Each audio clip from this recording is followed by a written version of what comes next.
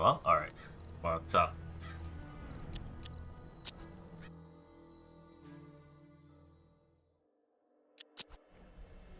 Okay, where was I? Beamden, Pivot, Red Coyote.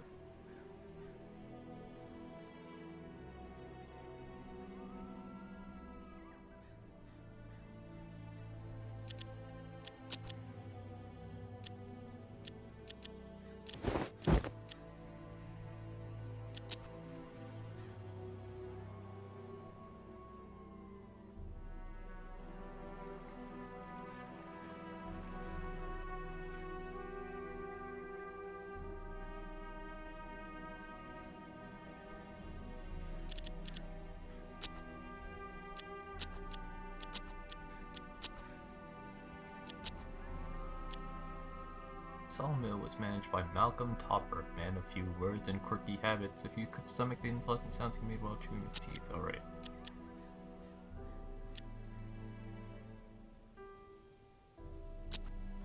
Okay. Let's just do the Red Coyote thing then.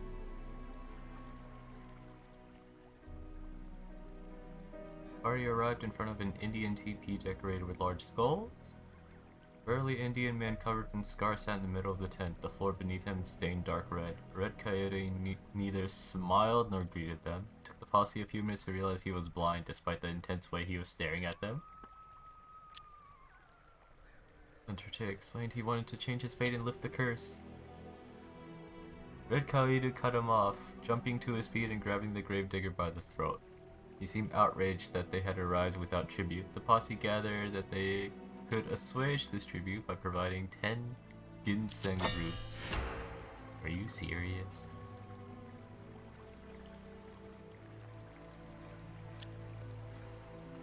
Posse encountered a wounded man in a torn Civil War uniform. Delirious, he seemed to think he knew the Undertaker and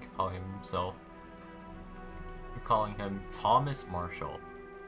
Spoke of the war spoils hidden in our safe, assuring the Undertaker that it was secure inside a rotting oak at the base of a hill in the southeast.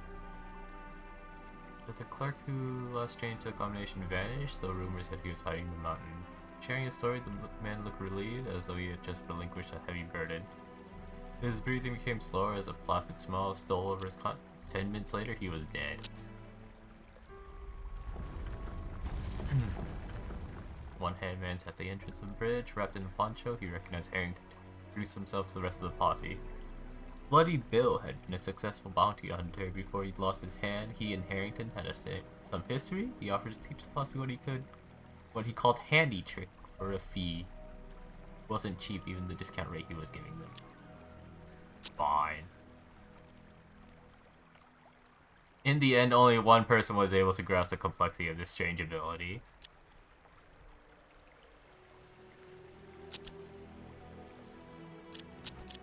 All that for an ace of spades? Well, it's ace of spades. Alright, prayer.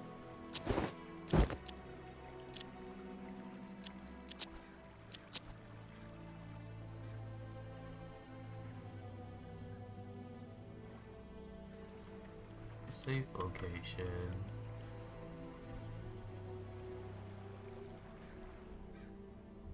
Talking about some dude in the mountains. Need some money first, though.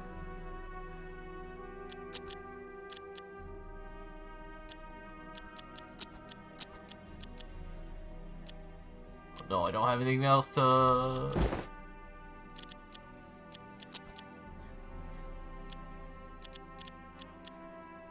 They aren't selling any more tobacco. Fuck.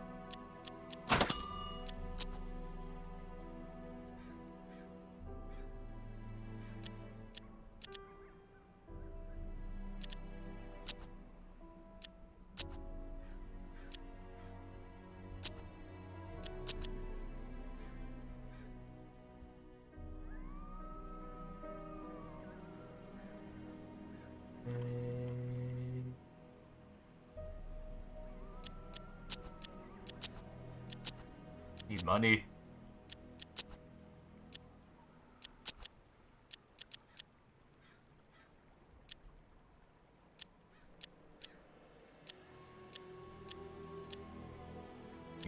This is 11. Maybe something with 10, maybe.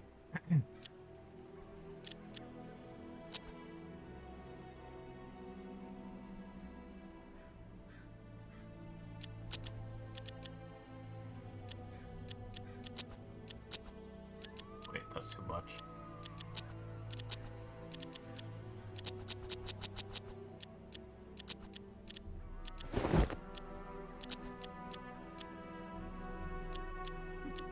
Bales of wood.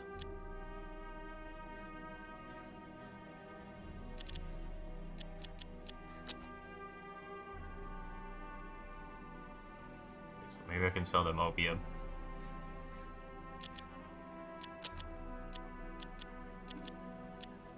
Wait, that's 17?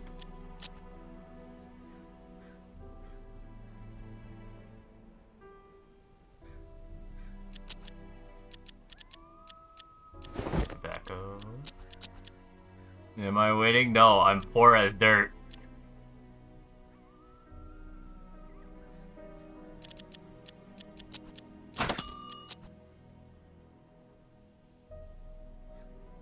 Dirt is rich in nutrients. I don't think it is.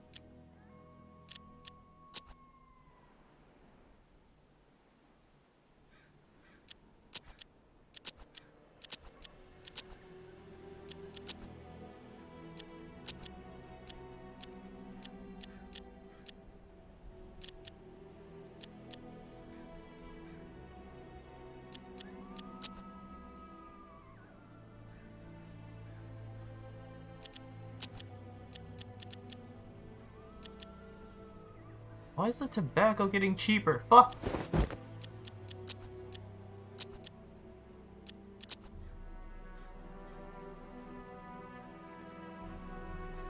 Alright, fuck it, whatever.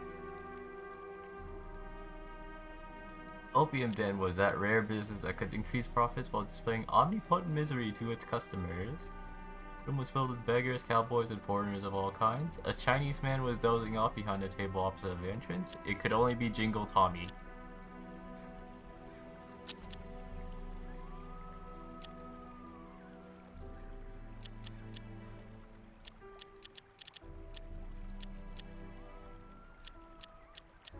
Okay, maybe I buy this opium and I try to resell it.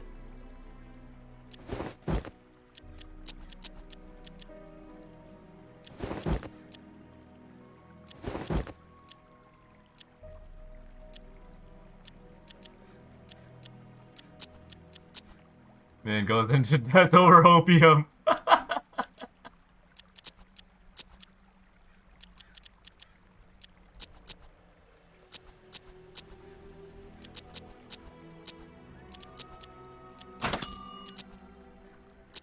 This will work, I swear.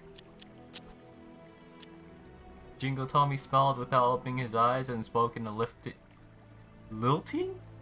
lilting near whisper. The Reverend was supposed to arrive in the railroad station a few days ago. Jingle Tommy found something to occupy him while he waited.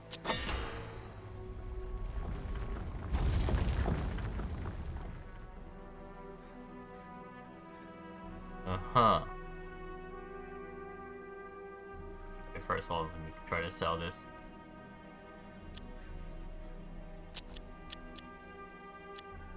Oh, it does sell for higher.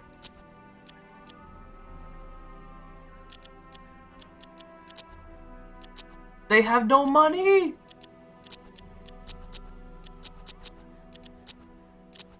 God, this broke-ass town.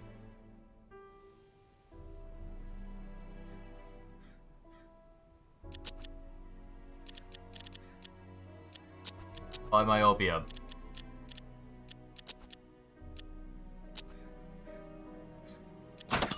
Okay, there we go.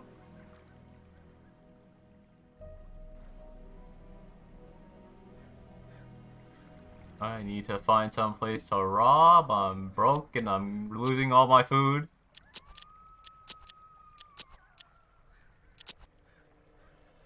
The Iron Globetrotter station building was deserted, but a small hut with a mortar and pestle sign stood nearby. Notice on the wall said train merchant called Protection was due We arrive in the morning. Shabby house was inhabited by a local medic. Dirty, sleepy man who didn't socialize much. Apparently most people were too afford to afford healing, but he refused to work for free.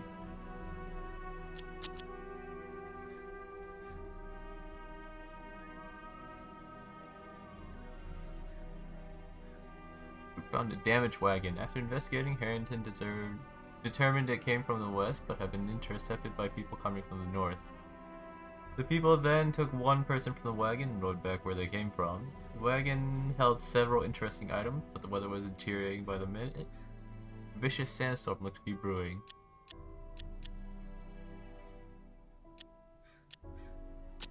Grab and run.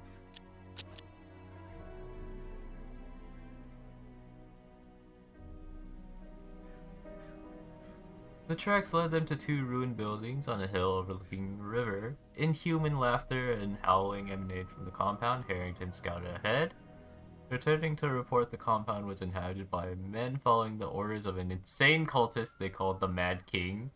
Ashmore was there, though dead or alive was anyone's guess. Finally, we fight! What is this? Golden bullet. Who had the sniper? Father did. Give it to him then.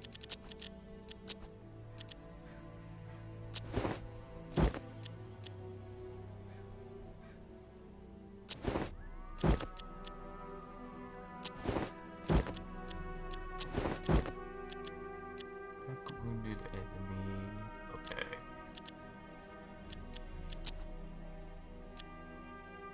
Proceed. I hate economics. I don't want economics in my video games. The Undertaker and the Bounty Hunter approached the abandoned sawmill. They needed to find Reverend Ashmore, hopefully more alive than dead. They would either stumble into him by chance in one of the buildings or beat the truth out of the Mad King. I mean, he's marked over there. Oh, wait, okay, so there's a shit ton of places I could search. Oh god, there's so many.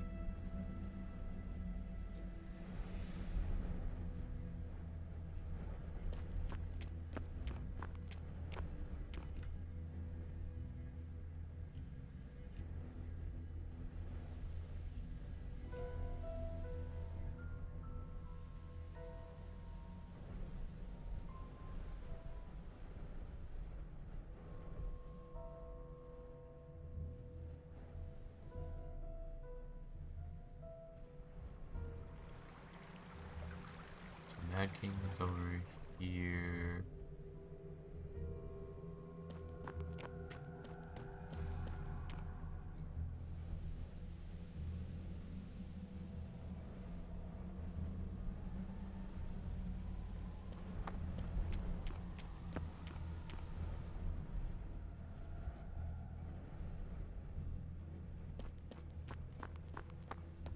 The crate contained much-needed food supplies.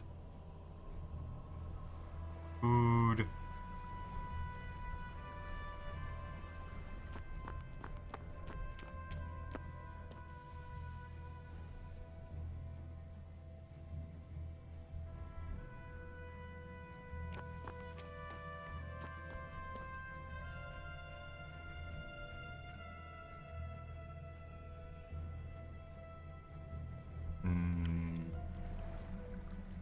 Can't go this way.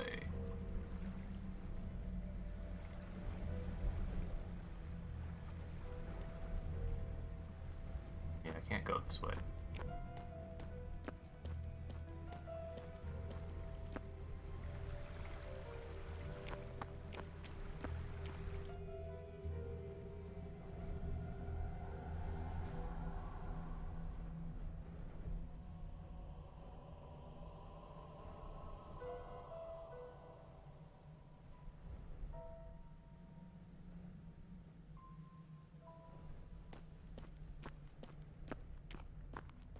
passing right in front of the dude.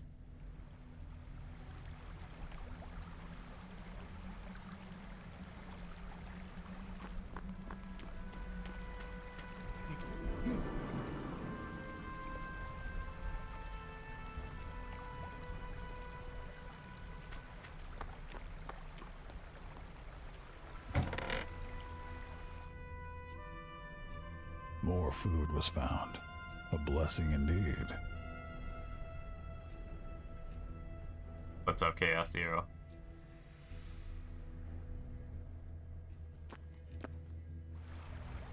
He's blocking that one too.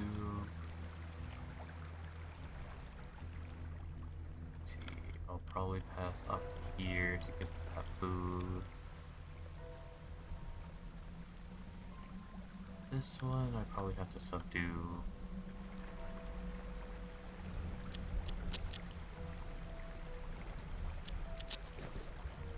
In a rush of lucidity, the Mad King revealed the Good Reverend's location. Ah.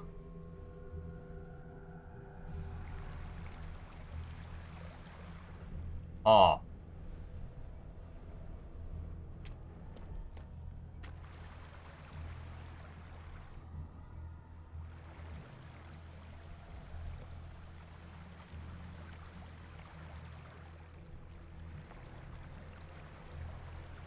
This got complicated.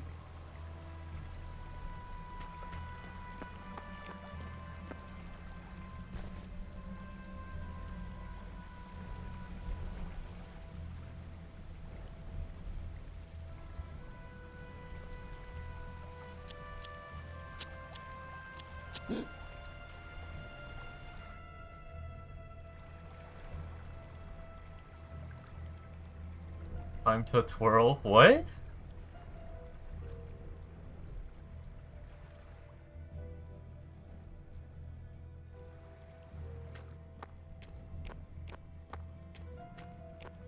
That like English lines for Star Rail or something?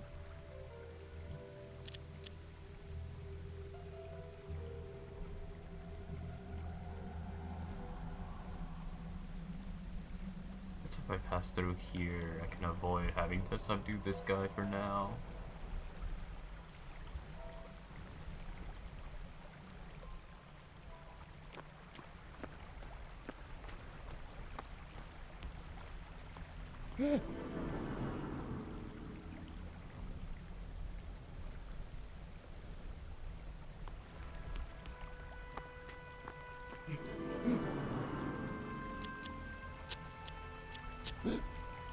Urta's talent action line. Oh.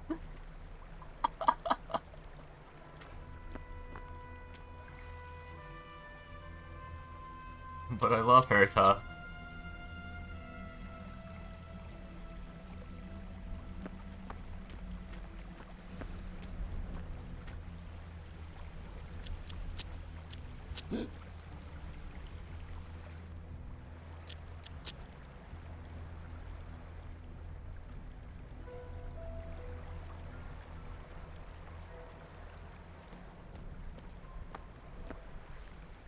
I feel like there's someone I'm not seeing.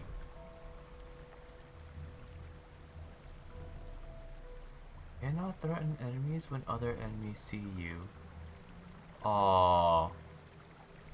Oh wait. I can subdue that guy first then.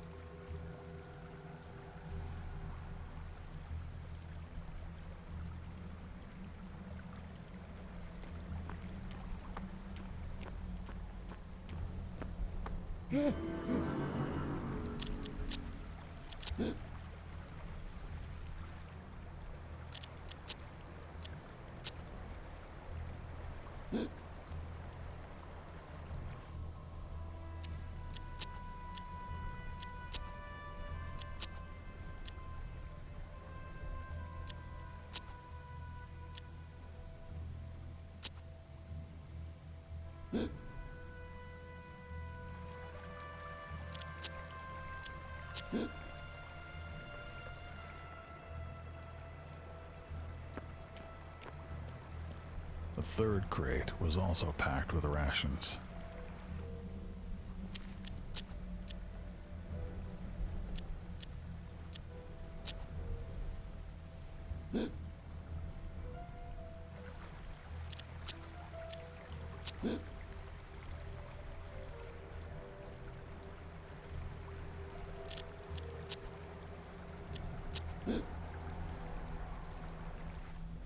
His heat is low.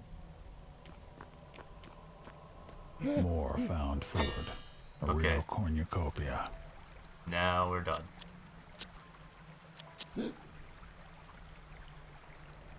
Just... Let's see... Let's max this guy's out, and then I can run over the free Reverend Ashmore.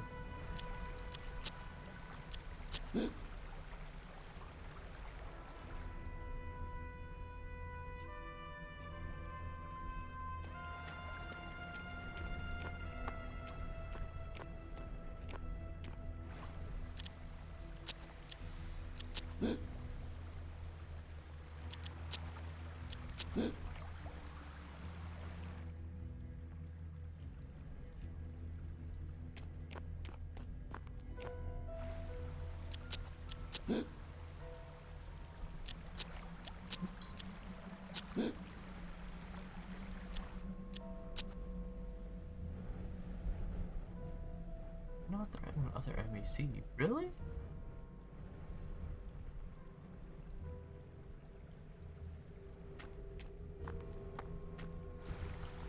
Huh? Oops. I fucked up, I fucked up, I fucked up.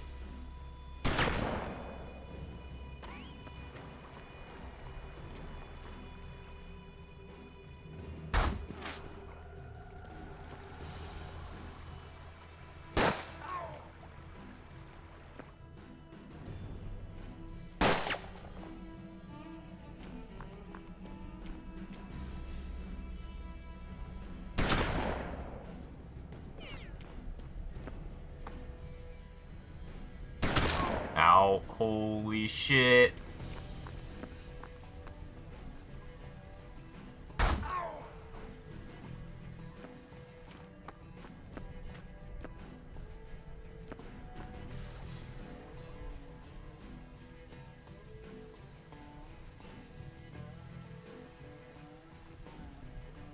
Oh, fuck.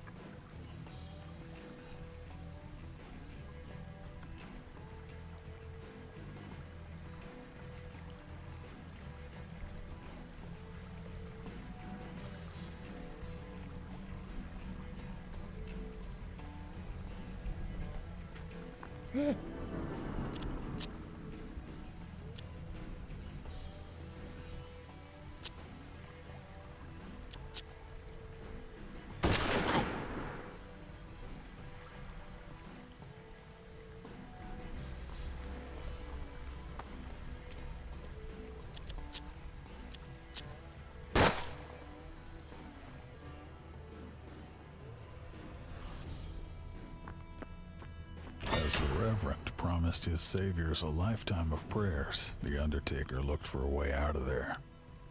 Ashmore pointed out a boat they could use to escape downstream. Oh god, where can I fucking hide?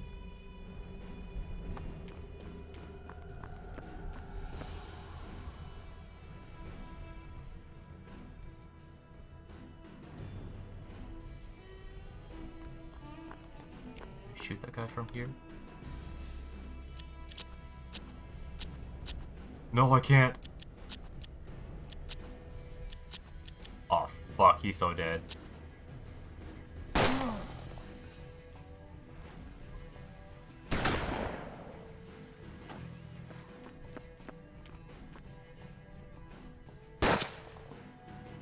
Like a wing glider from Genshin Zakiro. Yeah, I found that too.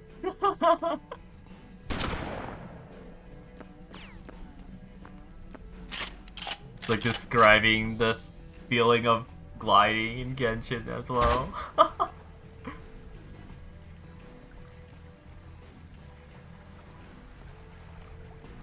the fuck am I supposed to run?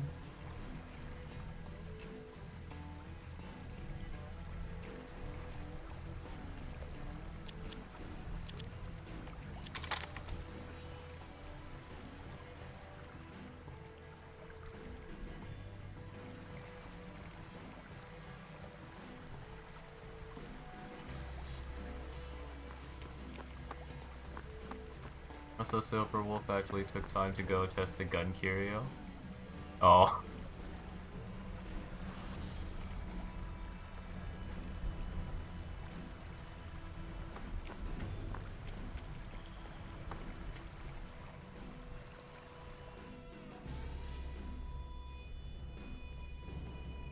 Can I ricochet anything off?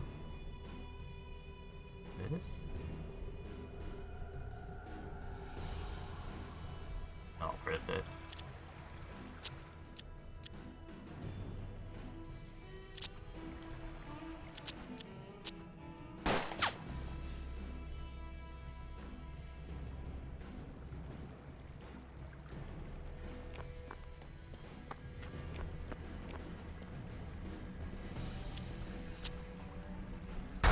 Oh my god, please.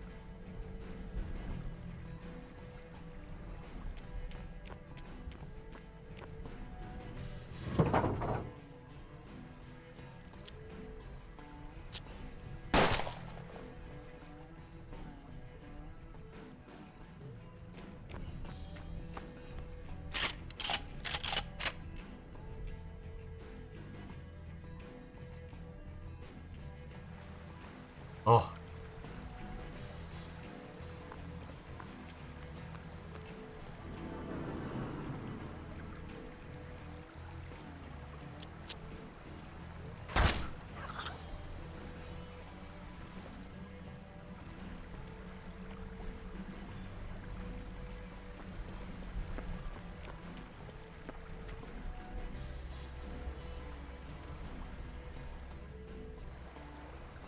There's someone still there.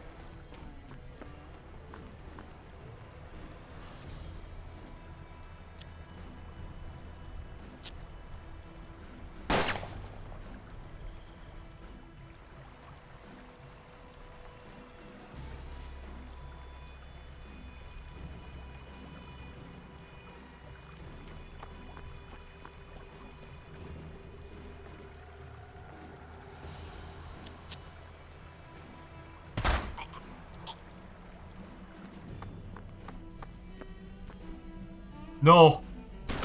Oh. Okay. Oh yeah. Okay.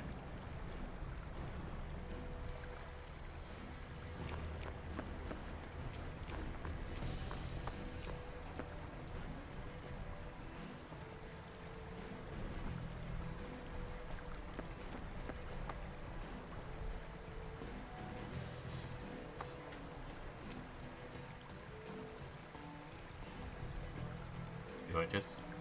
Huh?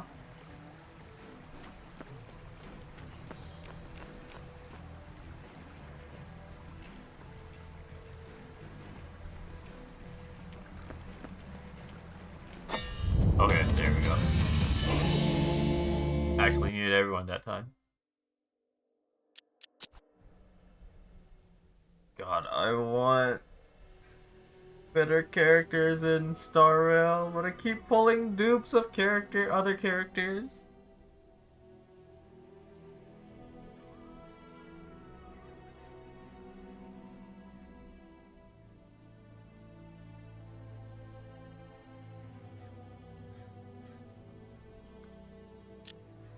Okay. Fucking I. Missing 2 4-stars. Which ones? Boat floated with the current. They were out of danger. Reverend Ashmore thanked everyone and asked why they wanted to find him. When the Undertaker told him about his curse, the priest shook his head in embarrassment, implying that he merely had, as all men did, the power to do good. Offered to join the posse and help with the search. Except. Well, maybe need 2 characters that I don't need because I have characters that have similar abilities already. I mean, most of the roles kind of already... Like, the skills are very close to the roles. The difference is, like, mainly the elements and shit like that. For me, it's like, I don't know. My team comp doesn't feel like its element is spread enough for me to be doing consistent breaks. Because I refuse to not use Herta. But at the same time, I'm also using March because I like the shield. So I have 2 slots used up for ice. And I necessarily have to use Natasha as well because she's my only healer.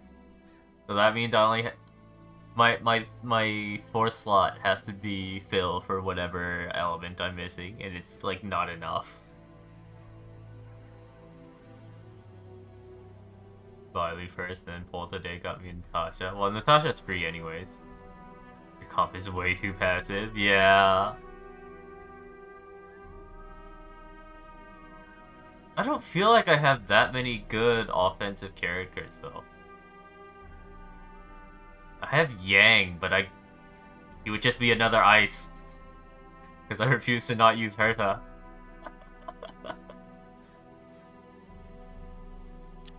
Reverend Ashmore inclined his head with a smile and pointed to the heap of items stocked on the boat. They were almost all his possessions, confiscated by the Mad King's followers. After rummaging through the collection, he produced a masterfully crafted rifle called the Bone Hand. Ashmore presented to Undertaker, warning that it should only be handled by the emissaries of death. Clearly, he had believed that Undertaker was one.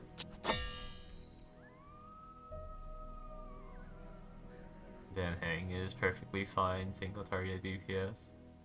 Even though my team isn't enough damage. I mean, my 4th slot right now is Hook. Which, I mean, works out so far.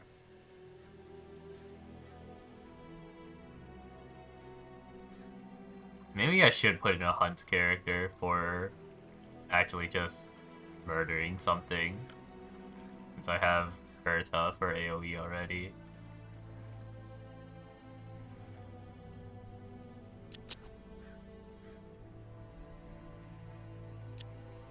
MC Vailu, Danheng, Asta. I'm not impressed with Asta. A lot of damage, so fights are kind of long, but I'm likely to die. Yeah. Like using Asta for speed. It didn't feel like the speed made much of a difference. I don't know.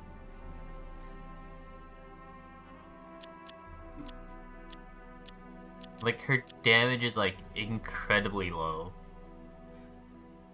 Malta is kind of really good at CC chains, so I legit rarely need heals and shields. Well, I literally have 0 debuff characters. I have literally Nihility. 0 Nihility. She buffs everyone else. Yeah, but I don't know. With her buff values on the attack ones, it didn't seem like it was that much. Maybe I just didn't see it close enough.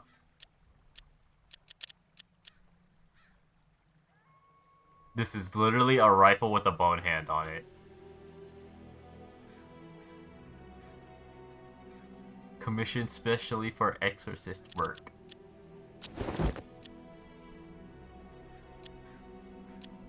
Damn, it's strong as fuck. Sick gun.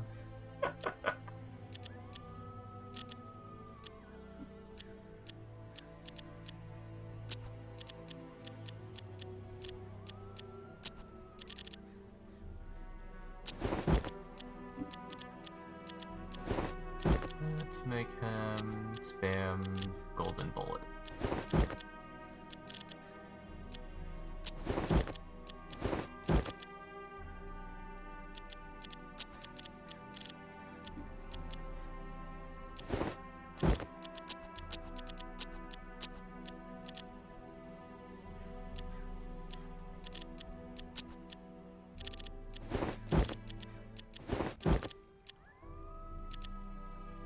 Five damage.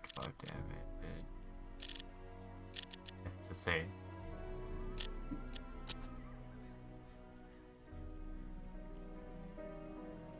Like, you know what's all? I have so many Hunt characters. I think it's not like Erudition and Hunt is what I mainly have. Serval, the physical Hunt girl, the one with the chicken. Yang, the 5-star ice Hunt character. Yeah, I'm not using any of them. Well, Yang I don't want to use because then it would be doubling up on ice. Dan Hang, I guess, I sometimes use, I guess. And if I use the chicken girl, then that doubles up on physical if I'm using Natasha. I just switch DPS around based on weakness. I refuse to not use Herta. Sometimes I do, but like usually no. Natasha is basically non-elemental. I mean, she's physical.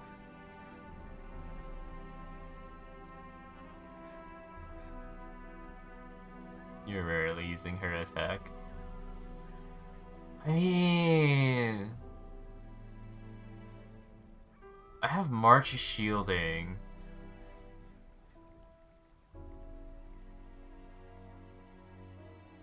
But because of that mitigation, I end up actually using her physical attack more. I don't know. I need to pull more. I need to pull more.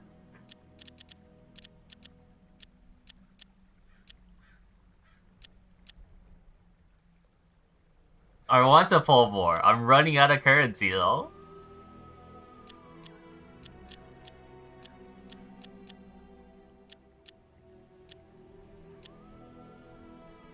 Play more? I've been playing a lot. Could almost say I've been playing too much.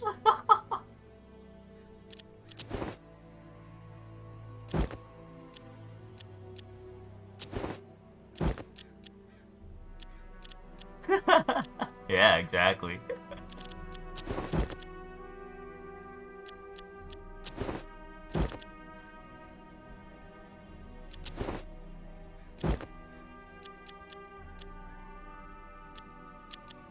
No. Here.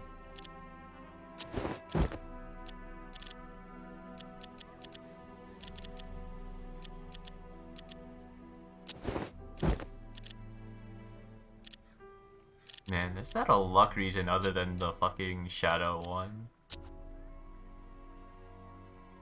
Oh wait, I was checking 5 ginseng. I only have 3 still.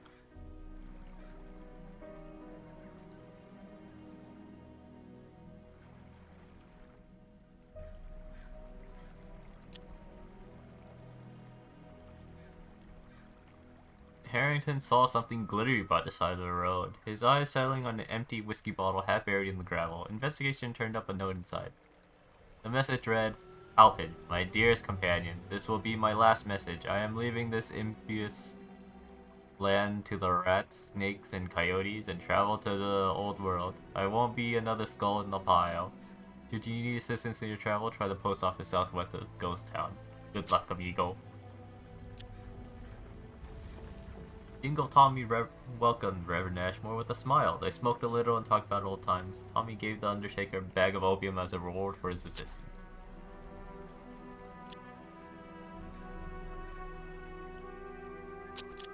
Okay.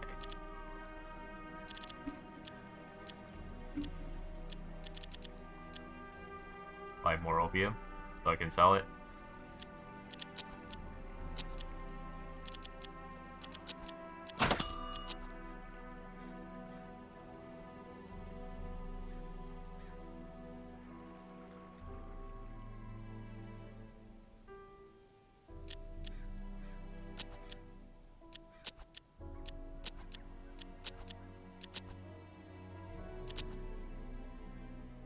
Former federal post office still received messages and documents, but was now a decaying hangout for crooks and outlaws who traded information about the region. Odie Blake Ash supervised the business. The fuck is the price list? Oh!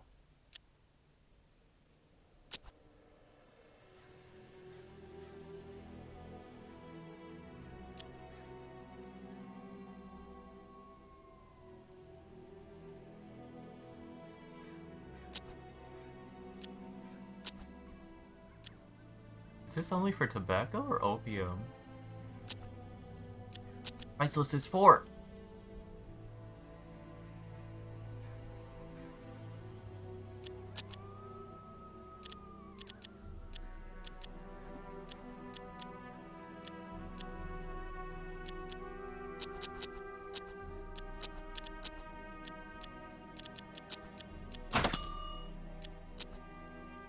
Survive or perish, there's no other way. Time to twirl.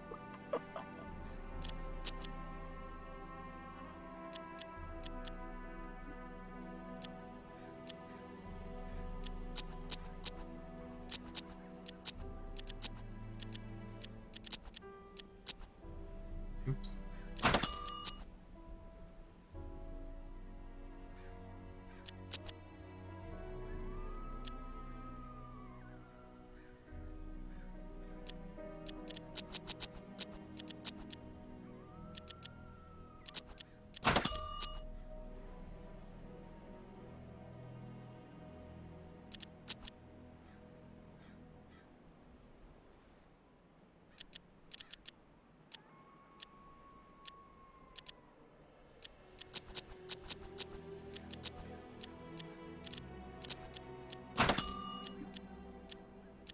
Selling people opium.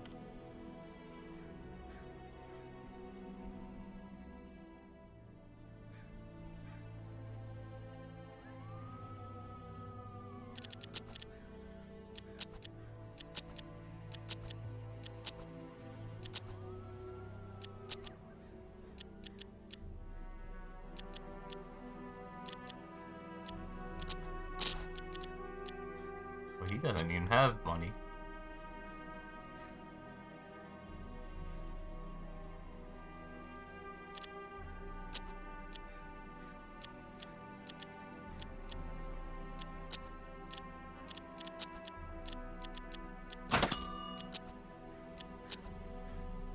Okay, let's see the safe location.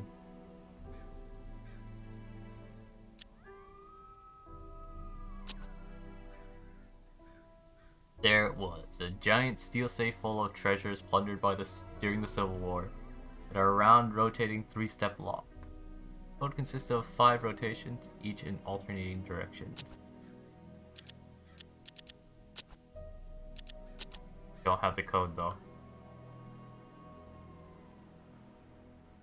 It said it was some dude in the mountains, but I don't know where the fuck he would be.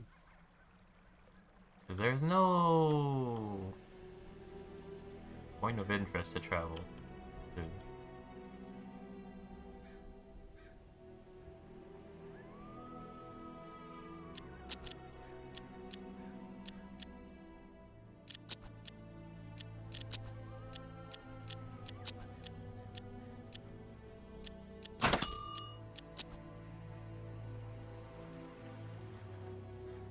So I'll just go to a red coyote.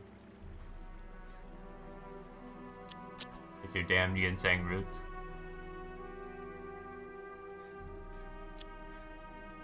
Hunt for a bear with a broken skull.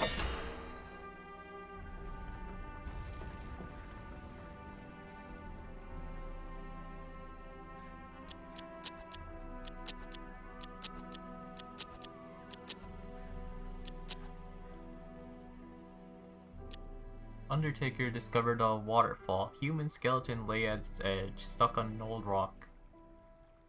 An old, worn-out purse was still attached to its belt and held a gun tightly in its dead fingers. Take the weapon. 18 shooter.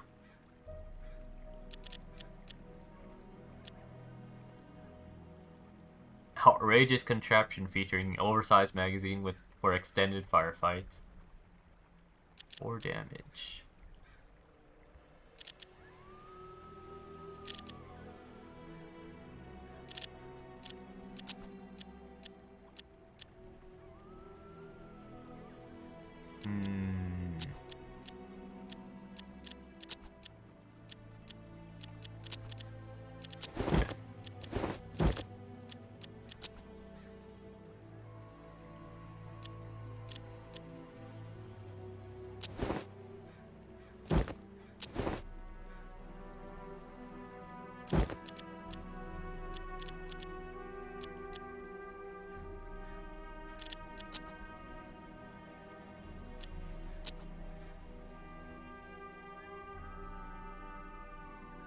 group entered a giant cave, no doubt home to a host of bats, spiders, and snakes. Near the entrance, next to a burnt-out fireplace, lay a corpse. The man had an official-looking attire and had clearly died of cold and hunger. Harrington found a note in his inner pocket. Keacham, I'm worried rebels will attack the bank. Be sure to change the safe code to 3232.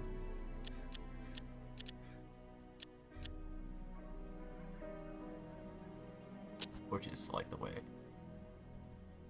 Illuminating the darkness revealed gold nuggets in a bag marked with strange symbols that contained 2 bullets.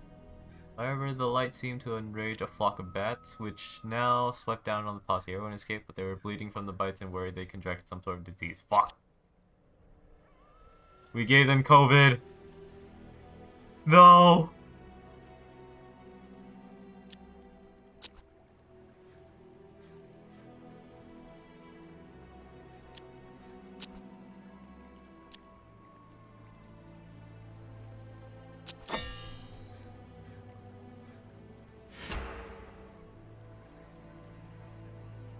There had been a landslide here that uncovered seams of unique minerals in the bedrock. Some said there were never blue stones here. Others said looters had depleted the deposit years ago. Dense fog obscured the area. Ran after the coyote in the fog. Out of the bay and waited behind a rock. The animal approached. They tried to shoot it, but the coyote was too fast. Wow. That's kind of strange medallion, though. Ear necklace. God, that. Why? Alright. Let me do this safe.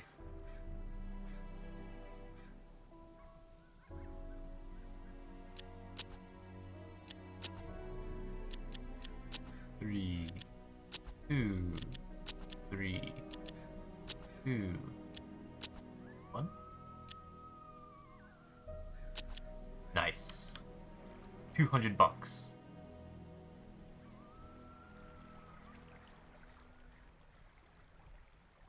Legendary bear skull rolled towards Red Coyote's feet. The shaman nodded slowly and began an eerie chant. He smeared the blood from his wounds onto the Undertaker, threw some of the red dirt at him, and began dancing and chanting. Finally, he fell silent. The shaman assured the Undertaker that his burden should now be erased. The gravedigger wasn't convinced. Damn. Undertaker now affected by bear spirit. The posse came across a peculiar man who walked slowly and clumsily and stank of death. The card soon in his clothes read Severin Graves. The man walked straight up to the Undertaker and handed him an envelope.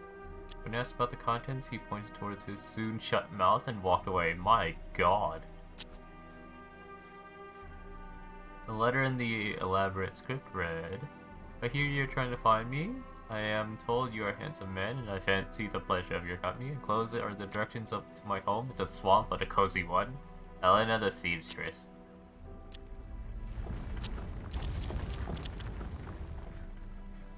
The animal spirit is always nearby, +5 defense.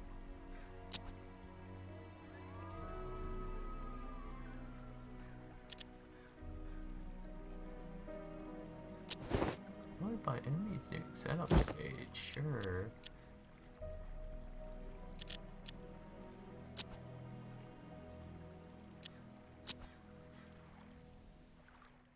Where is she? Oh, there.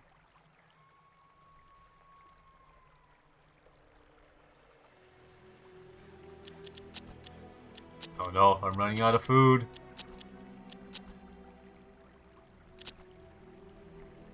The group arrived at a hut made of rotting planks and moss. Dozens of candles lit the interior in a cozy fashion. The walls were decorated with herbs and jars filled with eerie specimens. They were greeted by an elderly and attractive dark-skinned woman. The seamstress seemed to know why they come. She explained that to help them, she needed a lock of hair from someone who died in the massacre. Oh. First, let me stop by town, buy some food.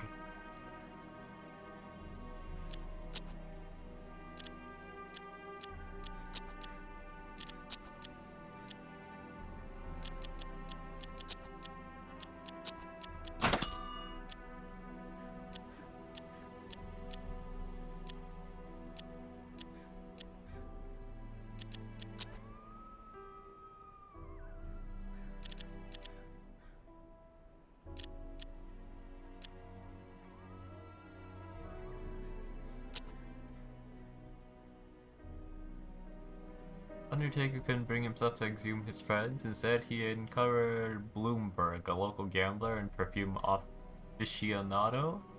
The body was a foul-smelling pile of rot. With a grimace, Undertaker retrieved a lock of his hair and reburied it.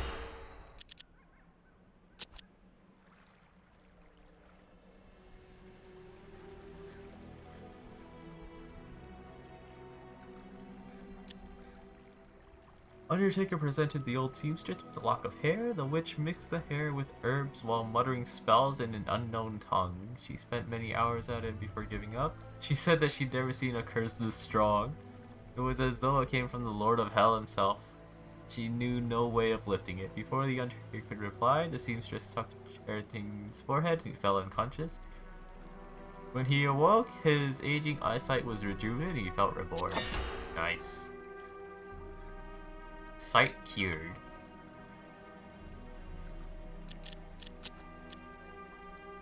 Nothing escapes your gaze. Plus 20 sight. Damn. He has all the sight.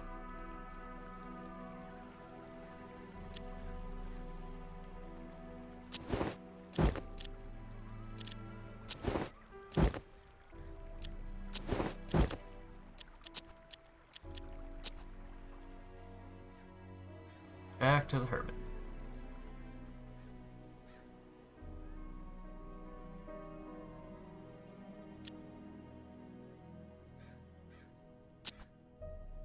Hermit smiled mysteriously but did not reply. The Undertaker begged, pleaded, cursed, and threatened, but Empus was impenetrable. Resigned, the gravedigger decided to return to Ghost Town and take his own life to avoid causing any more harm. No! Return to Ghost Town and end your life. What the fuck?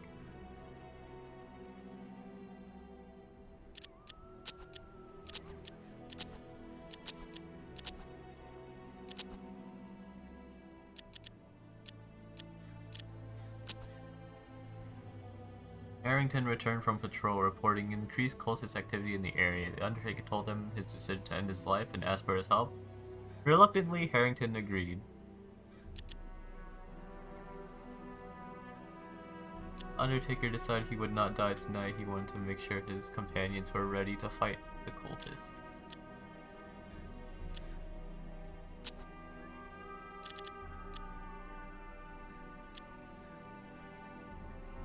Wait, what?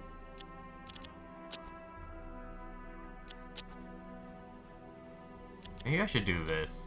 6 bags of tobacco, 8 liquor, 7 opium pipes.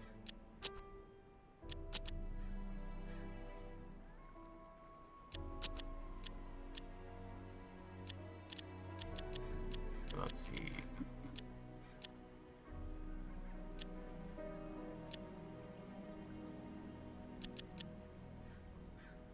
How much opium again?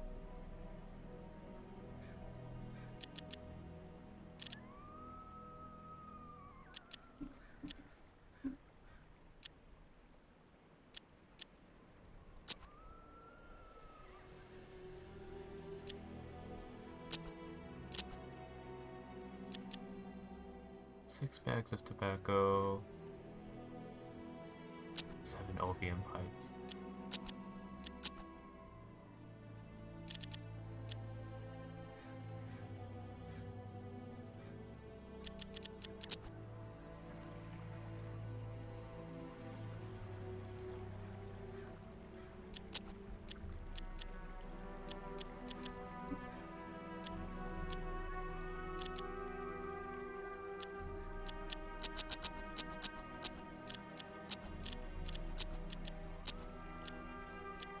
Liquor, 1 more tobacco.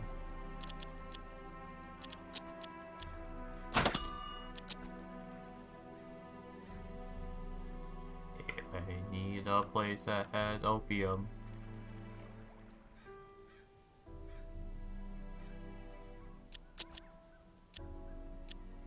Seven.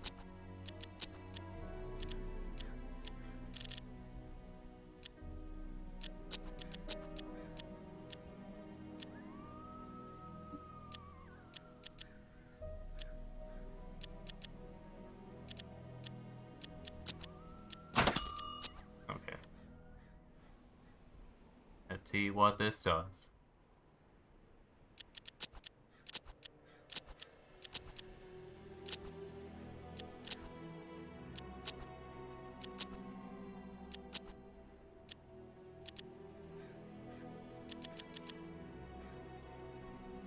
Speed.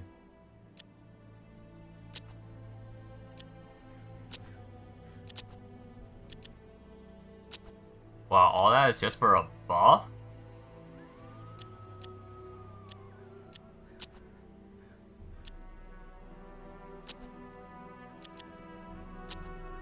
I guess I actually have to die? Wow. That's fucked.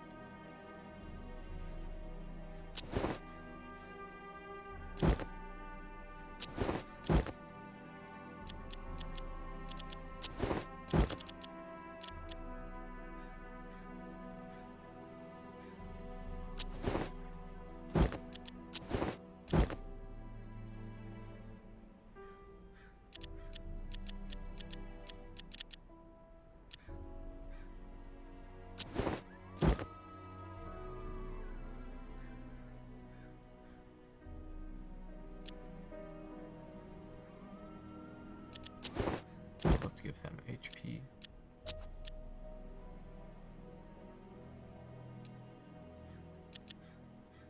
First ammo.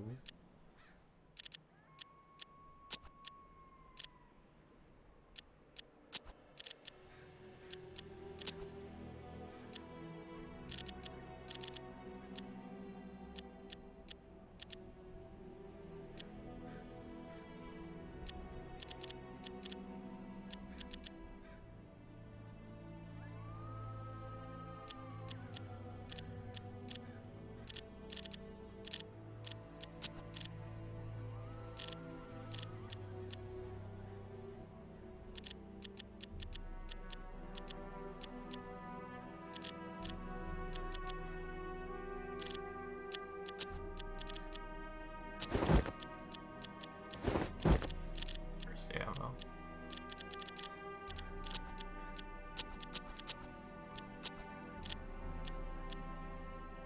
Okay.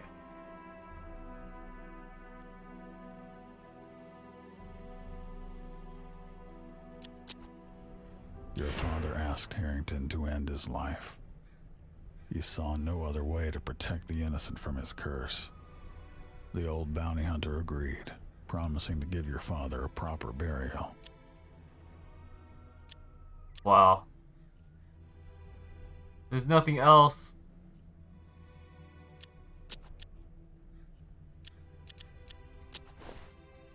He's too tanky. The shot that was to kill your father only wounded him. Yeah. The Undertaker's time had not yet come. He still had a larger role to play. And that's when he saw a great evil approach. A demonic prince, intent on disturbing the peace of the dead. Your father reached for his weapon. He would battle the plague he had brought upon this land.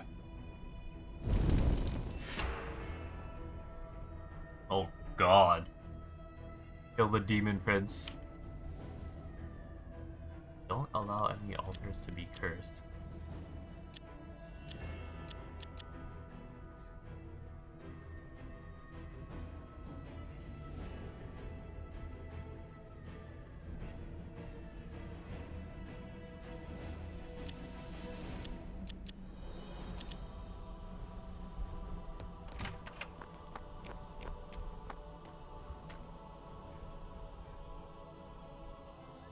He's all the way over there.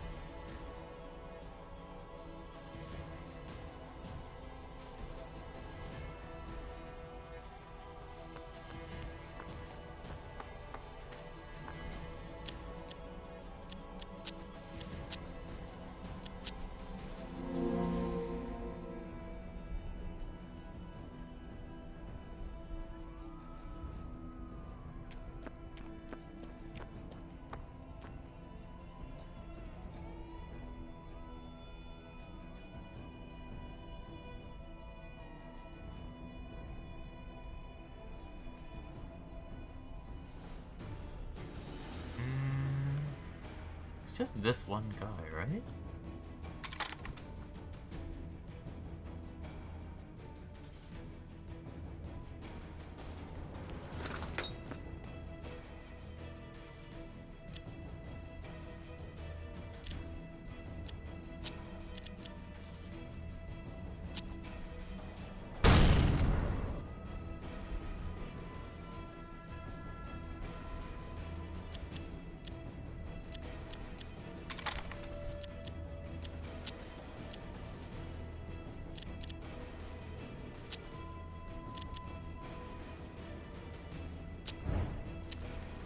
Work. Huh.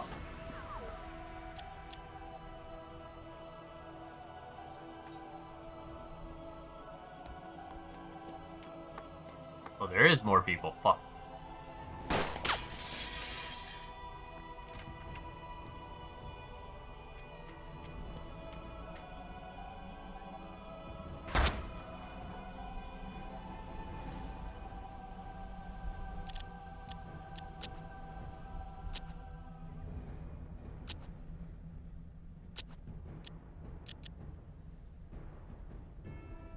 Really, just kill him now.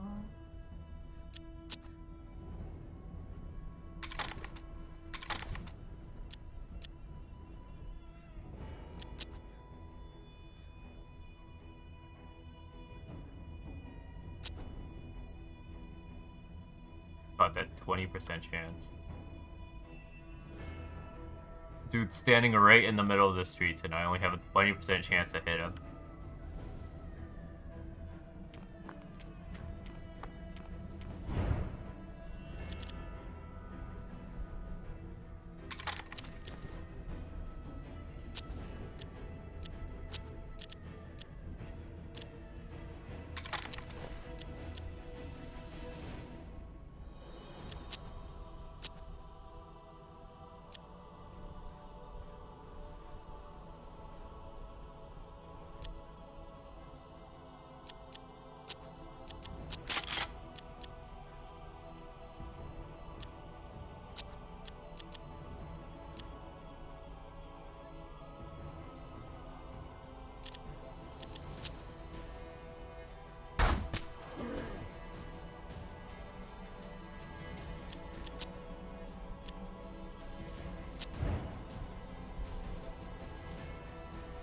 The Demon Prince fell dead, but not for long.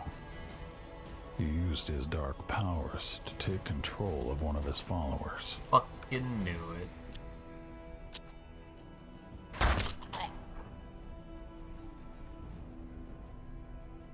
There's a dude in here, I think. Okay, just run in.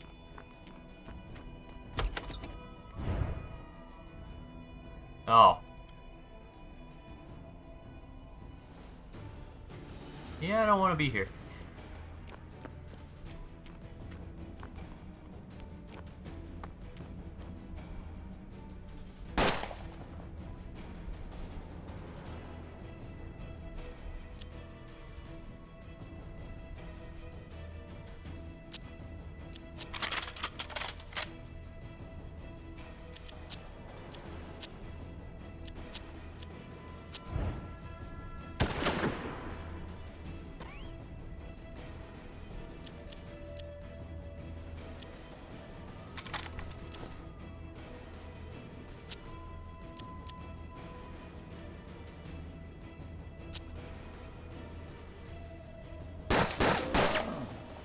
Only one hit. Okay, cool.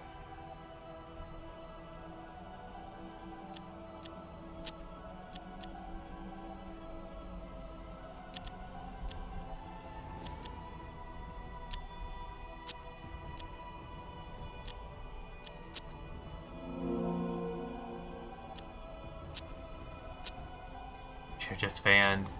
Oh well.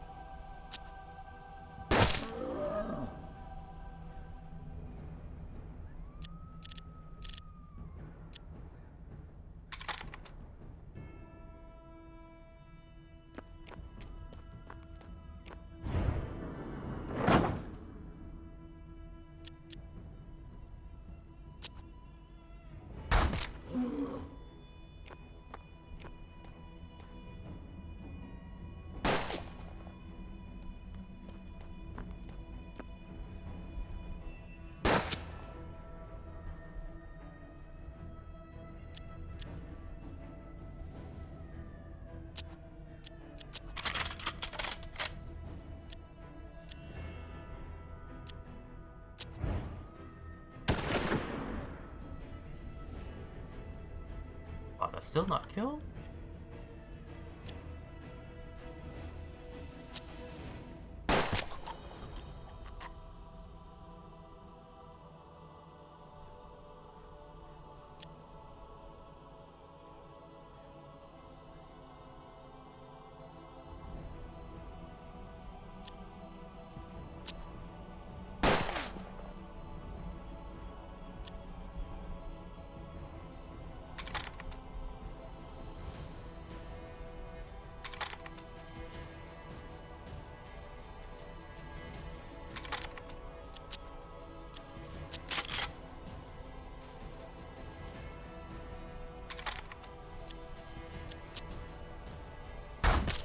Okay. The demon There we prince go. and his followers Easy. were finally defeated.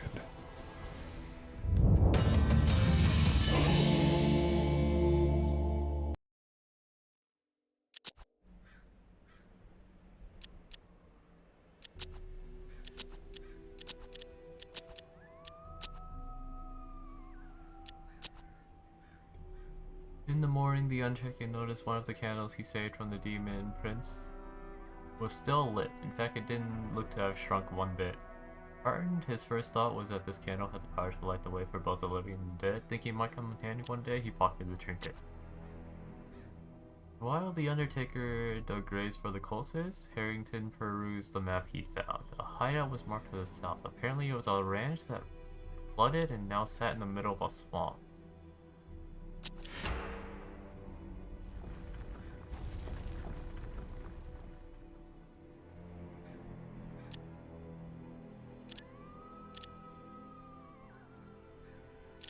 Piercing ammo.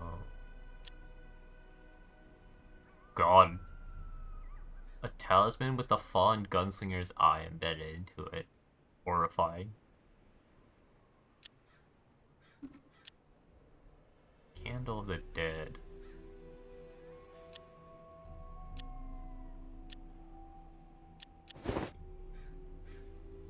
Aim plus sight. Sounds good.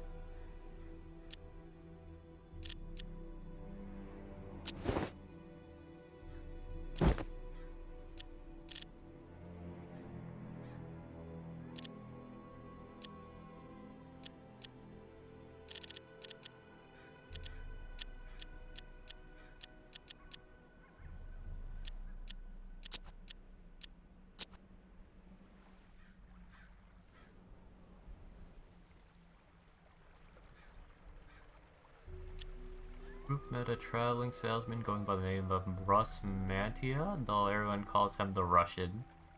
Wares consisted of so many oddities and luxuries that made one wonder about their former owners, whether they were still alive.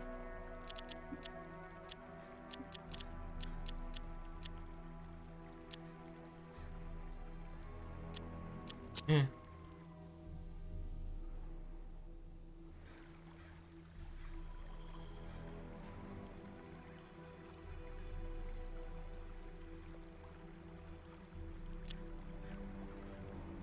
The ranch had flooded a couple of years back and the waters never receded. Swarms of insects buzzed over the murky, corpse-filled water. The ranch was silent and the morning fog covered the approach route. The posse knew it was time to strike. The ranch was accessible from three sides. Undertaker approached from...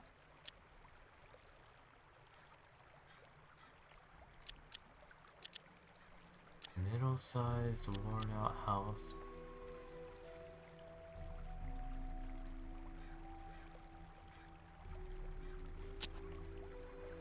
Ranch was farmhouse, large clearing, house as well.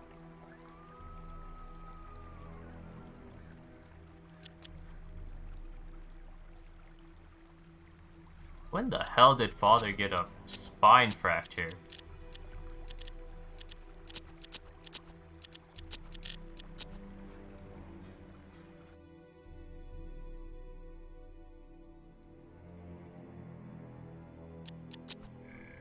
The posse approached the hideout at dawn. The altar, where blood sacrifices were made, gave the demon his ability to control his followers' bodies. They could destroy the altar or kill his disciples. Either one would stop the demon prince from resurrecting. The 3 vessels filled with the blood of his believers strengthened the demon's ungodly powers. Destroying these vessels would cripple the fiend.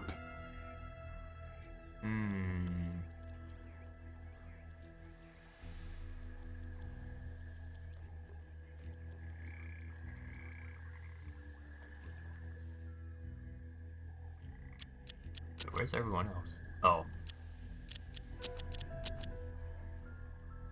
I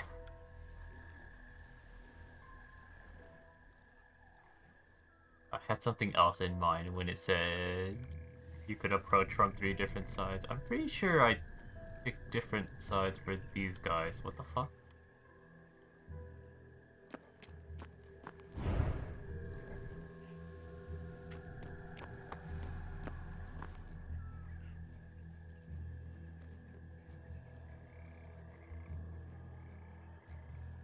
Oh, that records shooting it.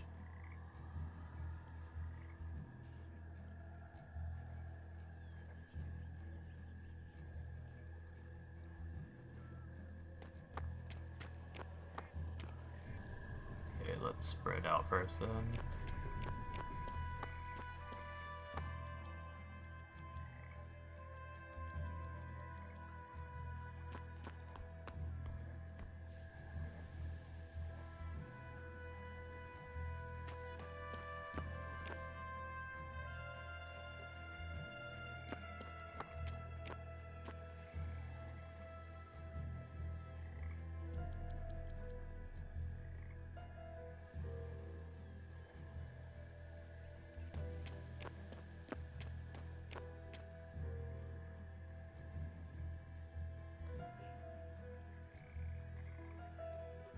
Ah.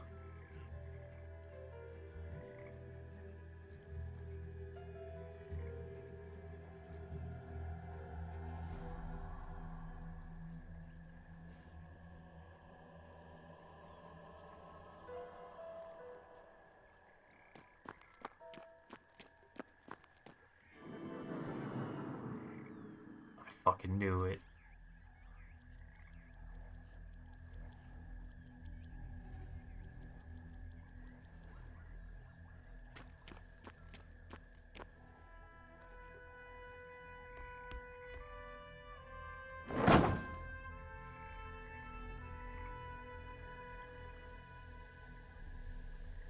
Over there too.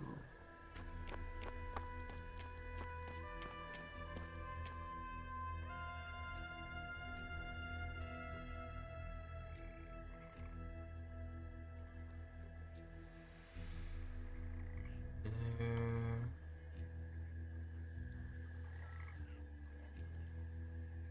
Okay.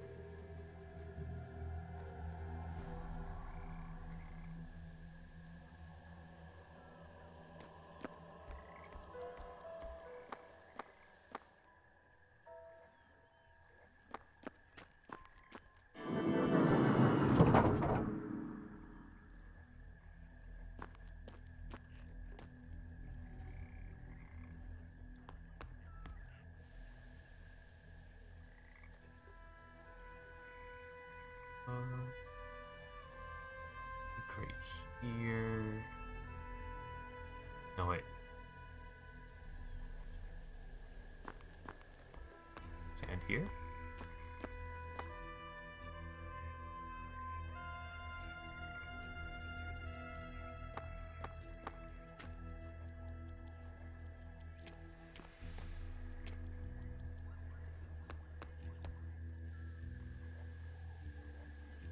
Okay, there we go.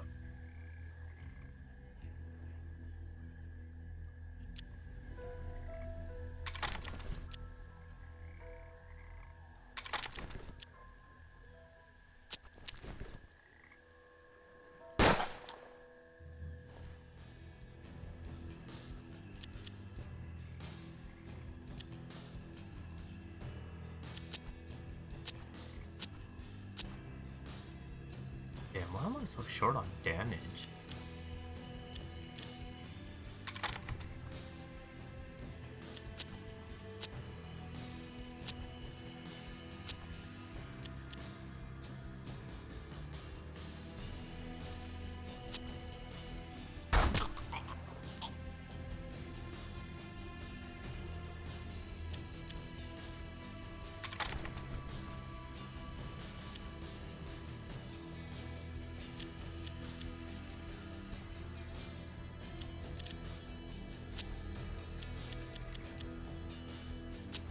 I'm like hella short on damage. What the fuck?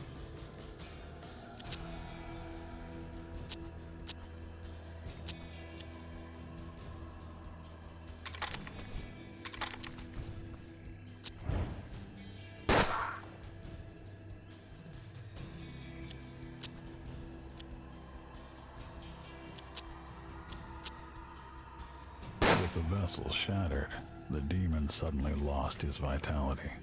Oh no. What? Oh my god. I can't believe he's dodging those. Oh no. Why would they just run out like that?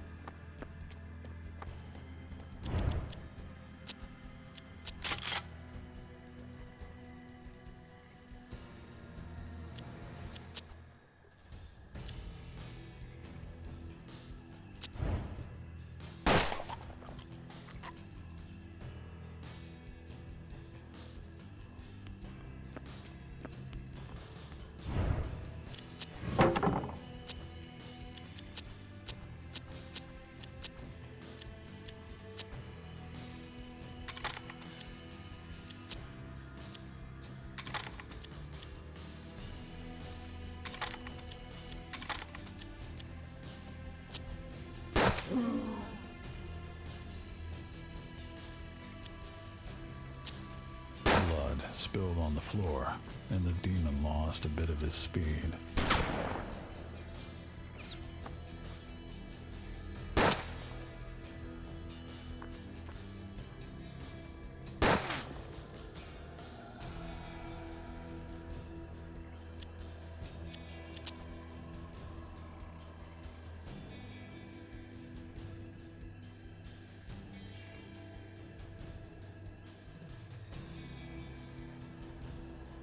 Oh, that's gonna get me shot. Do this though.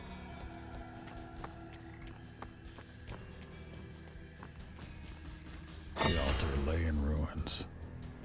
The demon could no longer return to fight in the mortal form of another. It was time to send this evil creature back to hell.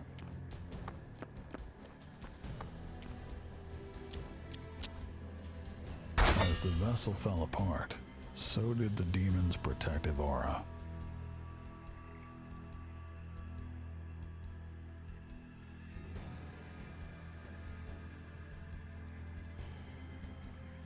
Maybe from here?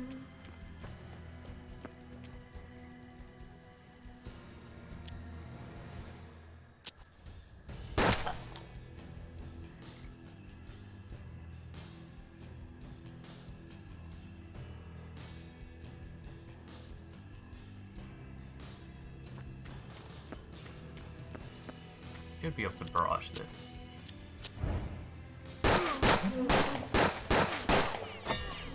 The There we go. fiend was no longer anchored in the realm of the living. With its demise, your father found a new path, a new ambition. His final destination, his place to find redemption, Oh, was shit. now with you.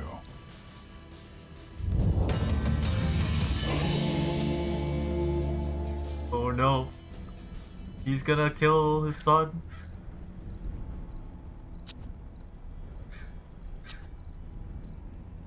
On earth as it is in hell. Florence was taken from you too soon, but you can still save her if the devil is to be believed. Destroying Purgatory will require a truly legendary posse, though. In the meantime, your father has become a formidable warrior, pursuing his own agenda.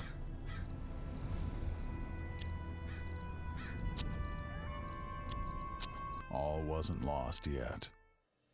If Purgatory could be destroyed, Florence would be set free. There was just one catch. Only the dead can enter Purgatory. So, to fulfill his plan and upset the order of nature, he needed you, half living, half dead, to do his dirty work. You'd only get one shot at this. To make sure you didn't fail, you set out to find a cadre of legendary gunmen to put together the ultimate posse. Meanwhile, the Undertaker, still searching for some measure of redemption, struck a blow against the evil forces massing against humankind. The enemies that remained came together to end him once and for all.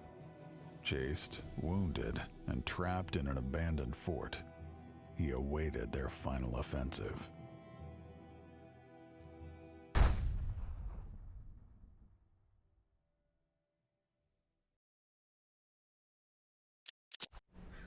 The battlefield echoed with rallying cries of your father's enemies. Oh shit.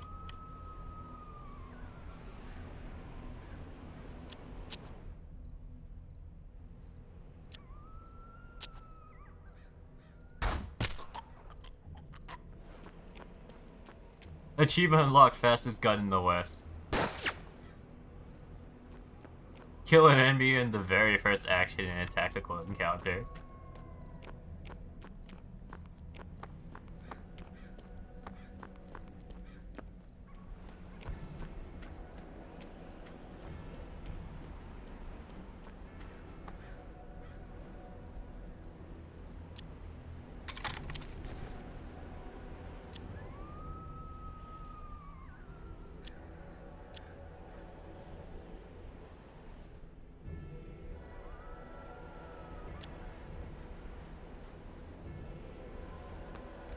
Bloodborne XCOM? No. Western.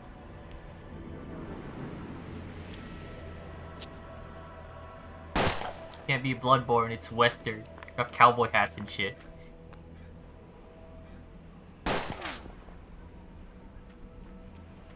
Plus it's Satanism instead of fucking Lovecraftian horror.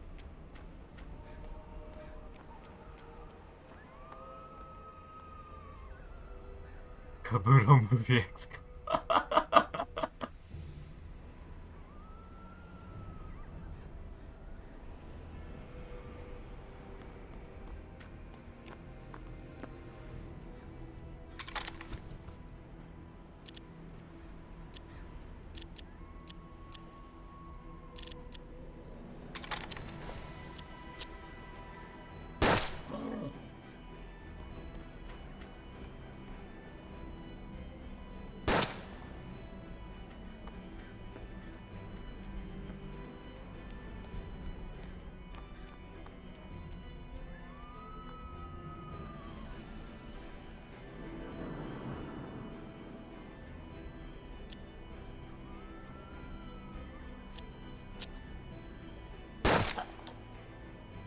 Three more. Oh no. Piece of shit.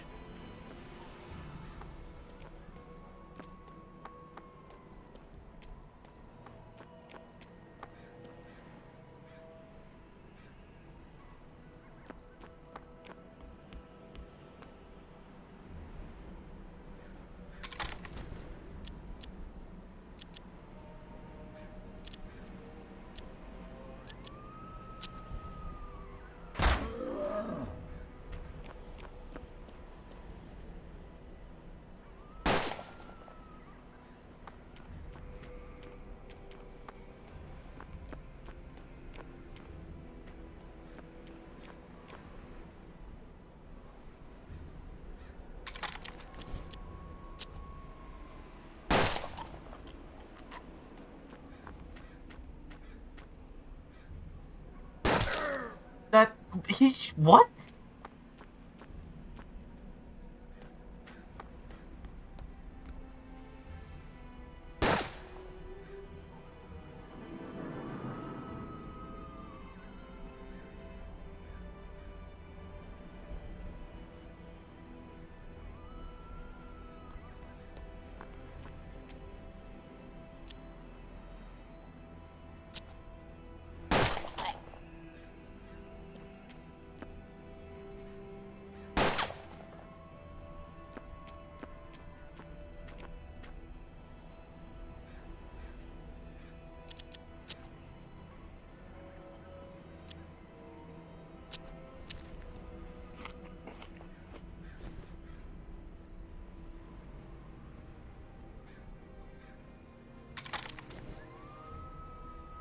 Morning, Nochi. What's up?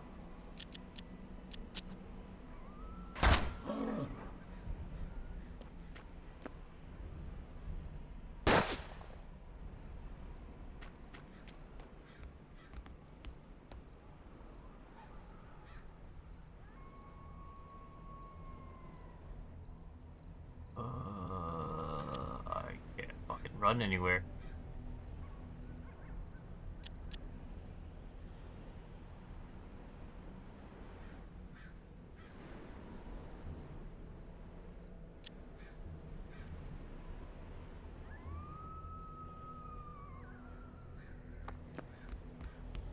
Why are you there?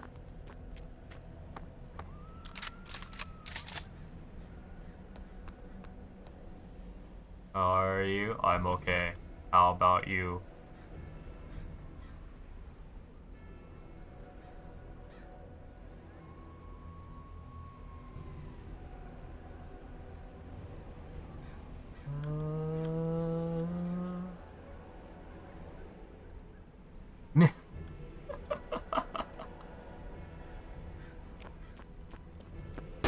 Ow.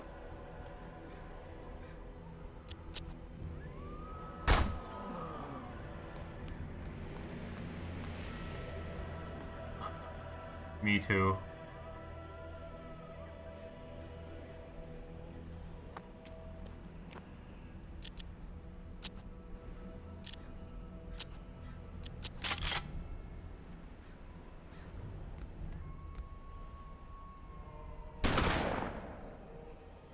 Eat churros? Don't have any.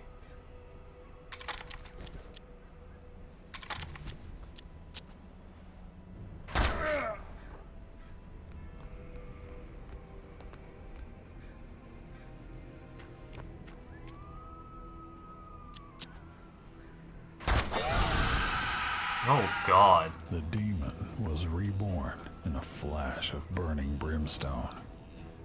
But there was a way to sever its connection to this world.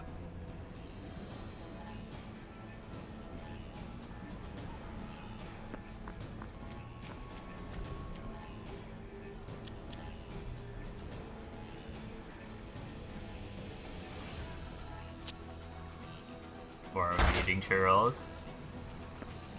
Why not? Oh my god. Bitch.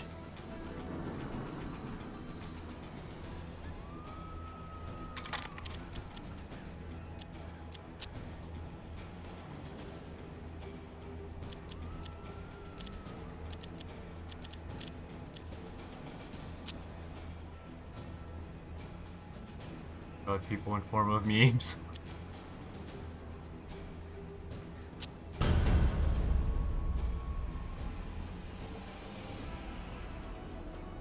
Oh wait, he uses it all up.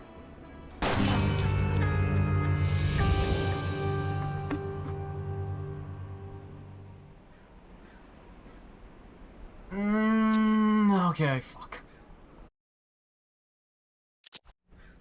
The battlefield echoed. No, I'm not the okay. cries of your father's I hate enemies. these types of missions.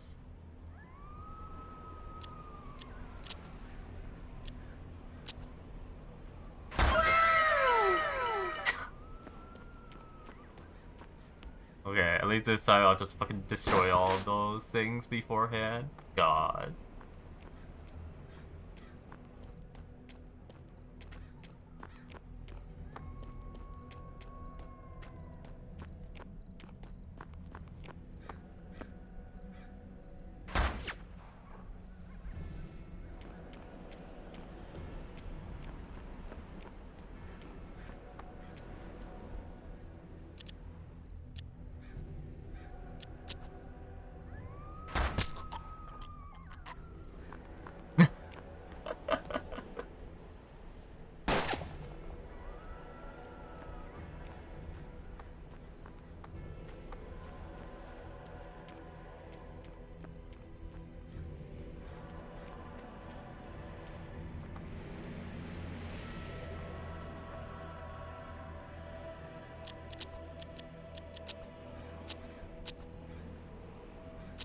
can't shoot the other fucking things from here?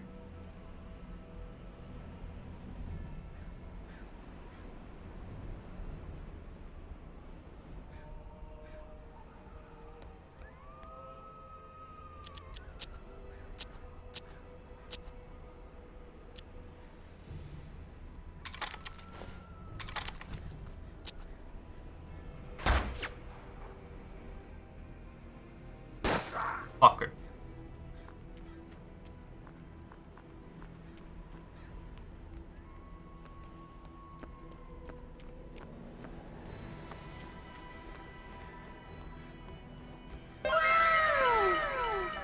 This mission sucks.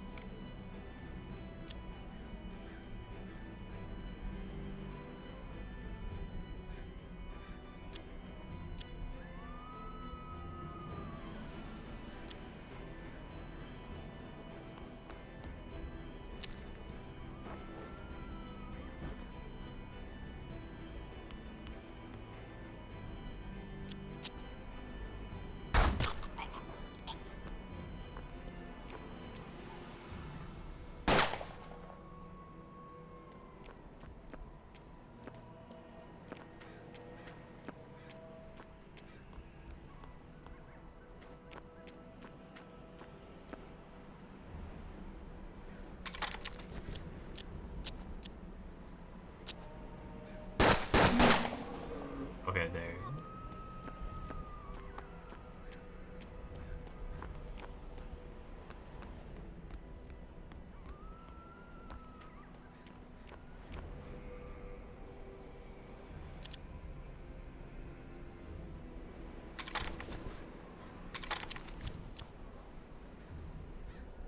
Deal with this dude down here, though.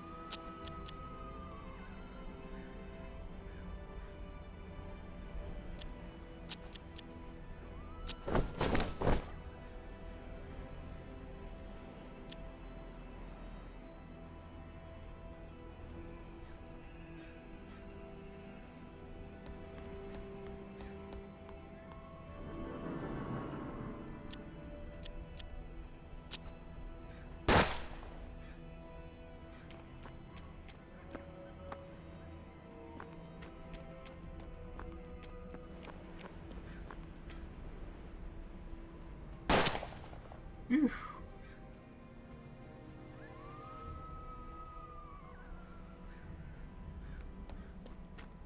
Oh shit.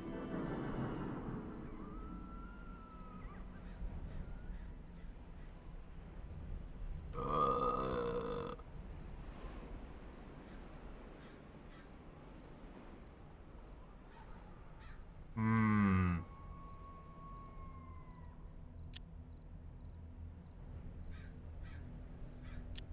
Do I still have dodge? Fuck it.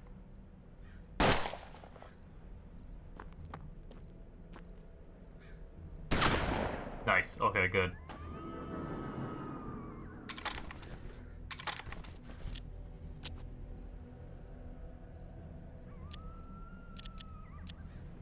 I don't have enough bullets.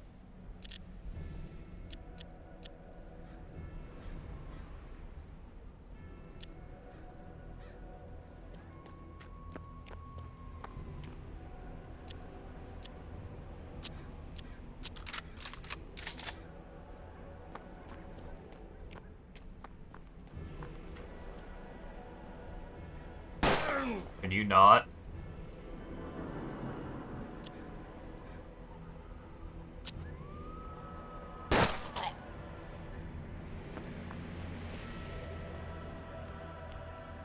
Yeah, I'll leave this one alive while I go kill these things.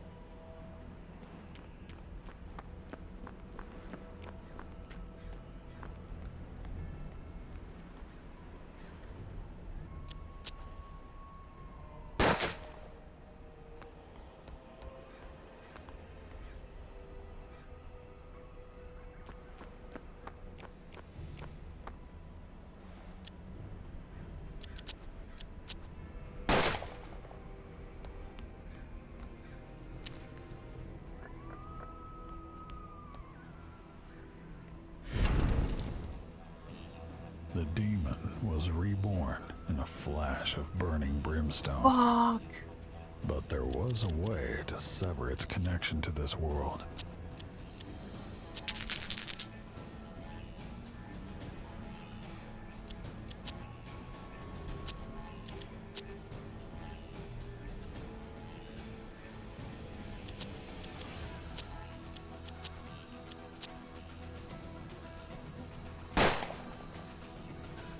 That does not count as a kill. Okay.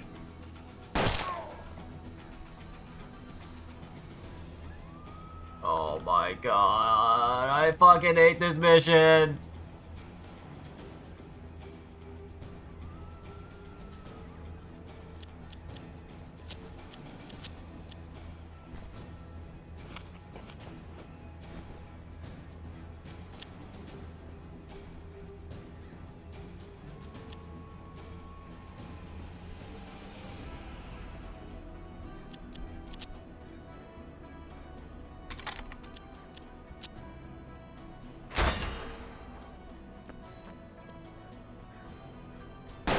It's not getting banished.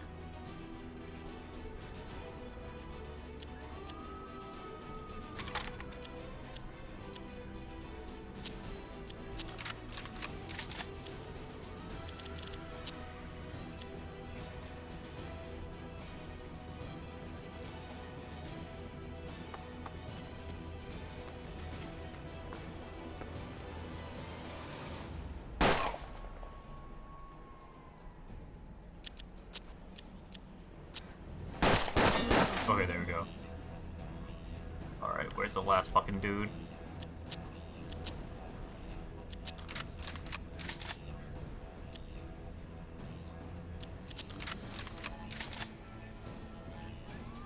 Have you tried fuck off?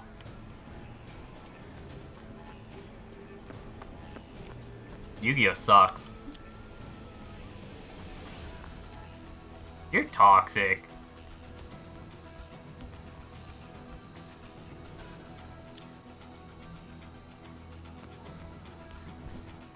Abyss unlocked. World level 1. Oh, I'm further than you. What the fuck?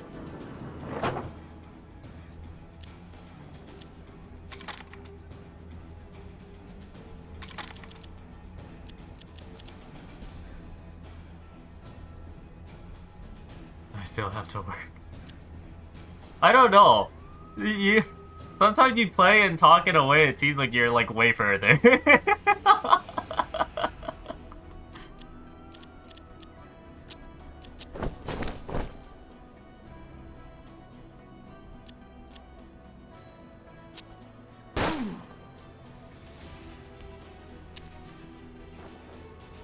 What?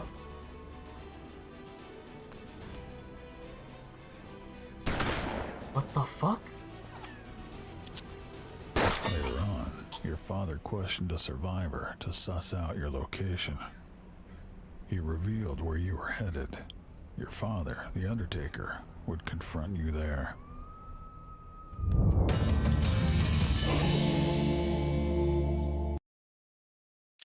The first member of your posse would be Jefferson Burns. As a decorated war hero and Indian fighter, you would likely find him in the nearby military encampment. Of course, you were still a wanted outlaw from your brush with the Masked Man. You managed to run to freaking level lock and had to rush the story to be able to get to adventure level 21. Well, it's like Genshin. You don't, the EXP still overflows in stores, so at least that's fine.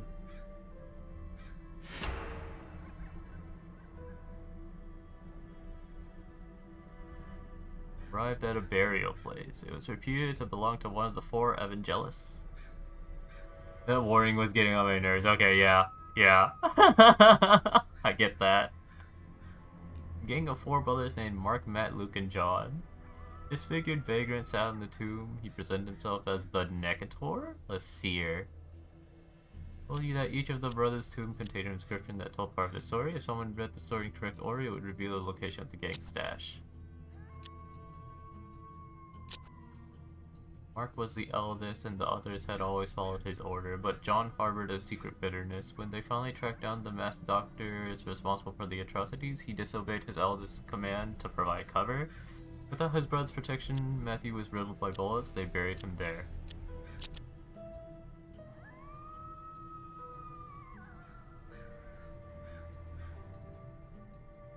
Poor boss on Abyss One managed to do a whole turn.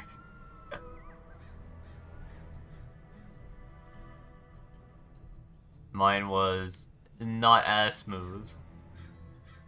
Camp was nearly deserted. Only a couple of sentries remained. Burns was nowhere to be seen. As an outlaw, approaching openly would guarantee a hostile response. You could take out the men one by one, but it would yield less information about where Burns was.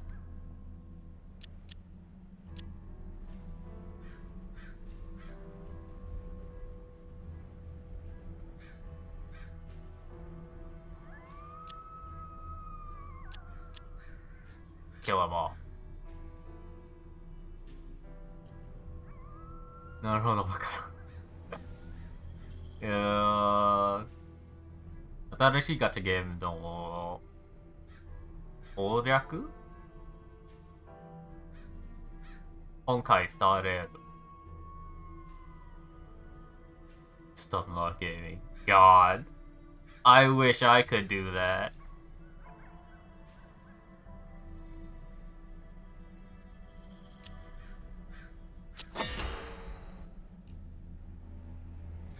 Got a musket.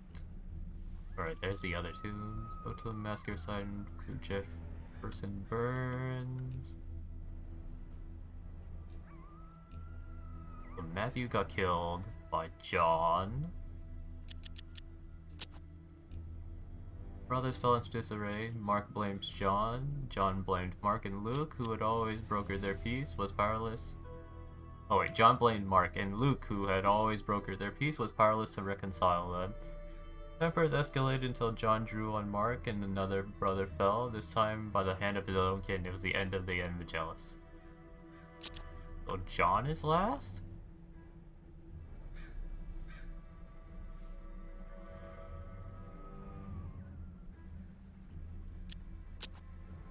The hearse was not carrying the worldly remnants of the departed to distant soil. Instead, it contained living human parts kept alive in jars by electricity and eldritch bombs. Mark was resolute. Whoever did this must pay. John and Matt disagreed. For the first time, the brothers were divided. Oh.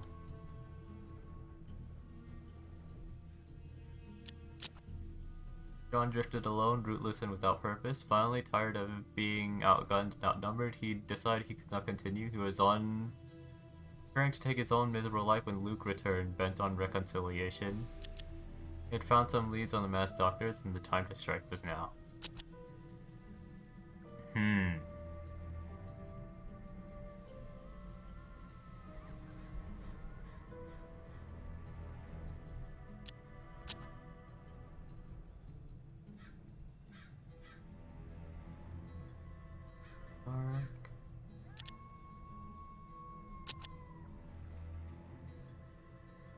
This was them finding the doctor.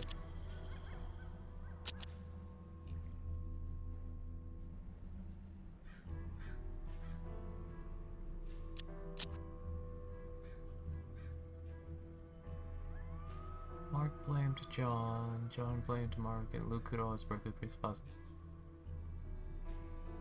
John drew on Mark and another brother fell. So Mark is supposed to be dead and John's.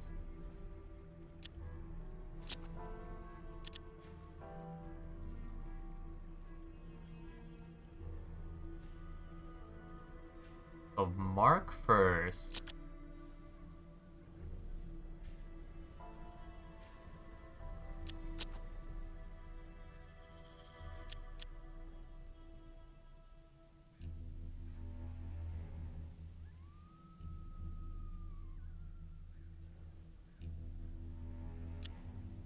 Or is it Luke first?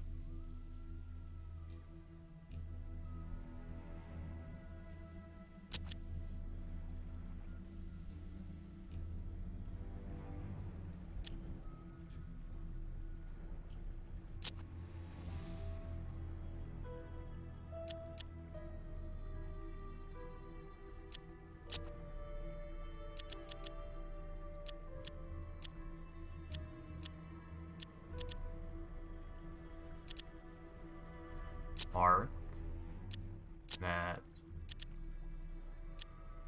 on Luke.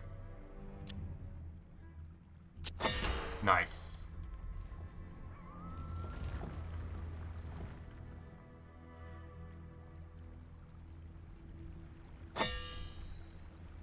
Bland, unmarked grave, match the description cryptid from the Jealous Tomb's description. Your long digging effort was rewarded with finding substantial material value. One armed bandit in a bulletproof vest.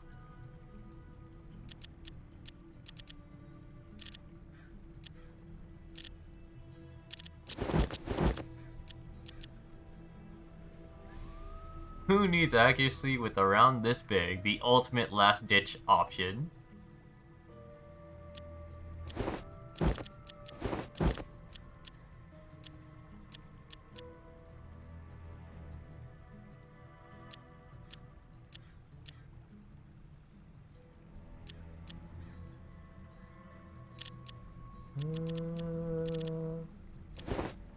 Six shooter here. Let's get here.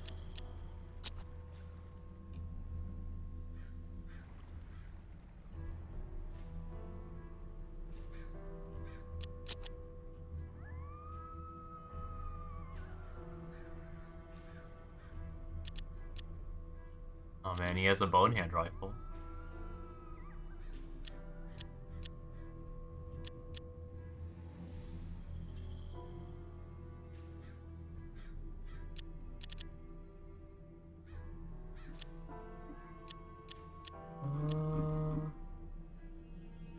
I'll not have every 4-star once I complete Abyss 3. Oh. Nice. I might be able to do it once I finish leveling up my characters and stuff. Will I do it, like, easily? Probably not.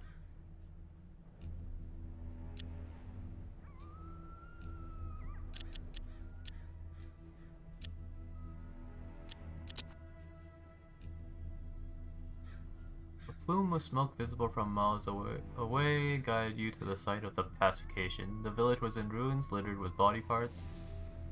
Army had not even spared the women and children. The place was deserted, save for a single figure sitting on a rock, his head in his hands. Blah. Your mangled visage seemed to convince Burns that you were the devil incarnate. He said he was ready for his punishment.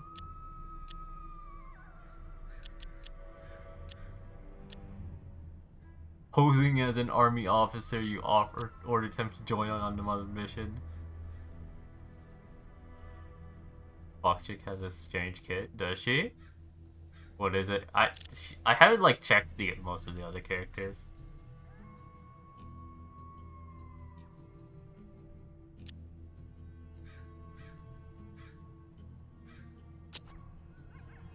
Burns said you couldn't be the devil if you didn't know his sins. Still, he was compelled to tell you the attack on the village.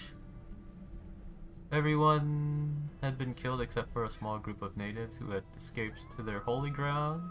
That the screams of his victims would haunt him until he died, and that he was filled with existential dread. His faith shattered, he said he was unable to continue.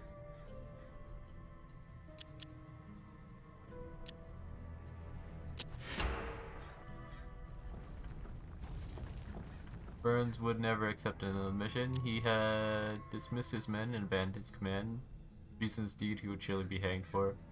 If you want help on your mission, you should seek out the tribesmen who escaped to their holy grounds. They would be hungry for revenge.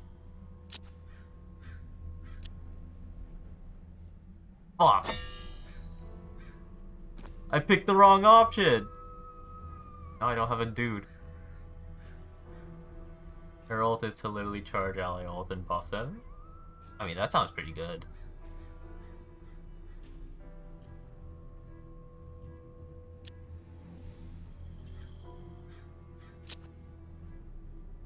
Whisper, the foreign tongue behind you gave you a start. You raise your hand and turn slowly. Behind the barrel of a precision rifle was a painted face of a tribal warrior. He was wounded, but his hands were steady. He gestured to you to leave this place. The only English words you could make out were Dark Demon.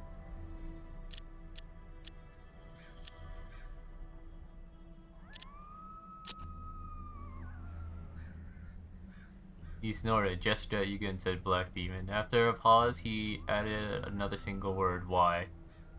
You want to know why a black demon like you would help a native warrior get revenge. It was a fair question. As you related your tale, you maintained a solemn expression and kept the gun's barrel aimed at your head. Still, with each part of the story, you could see glints of understanding in his eyes along with the fire of revenge. When you finished, he raised his guns, pointed at you, and then himself said yes. The next candidates were Randy Harden, a notorious gunfighter, and Henry Persons, a former Pinkerton agent. The local crime lord would know where to find them.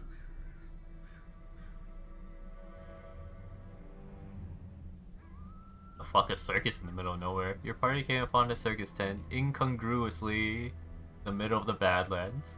I'm gonna find Oswald here. As you neared, you saw it was surrounded by armed men wearing clown makeup. A sign read, "The Dazzling House of Peculiar and Strange." Your previous travels told you this was the Algredo Mystics gang. Their leader, Wizard Algredo, had a reputation for making things and people disappear without a trace. The house offered all sorts of cheap entertainment. Sure. The show advertised Grunks, the wild beast of uncanny strength, but while Grunks was very hairy, he was definitely human. His act consisted of lifting increasingly heavy objects. After each feat, the audience demanded more, and Grunks obliged, until on lifting the heaviest object on stage, the loud crack resonated the tank, and Mighty Grunks fell to the ground and was carried away by the other strongmen.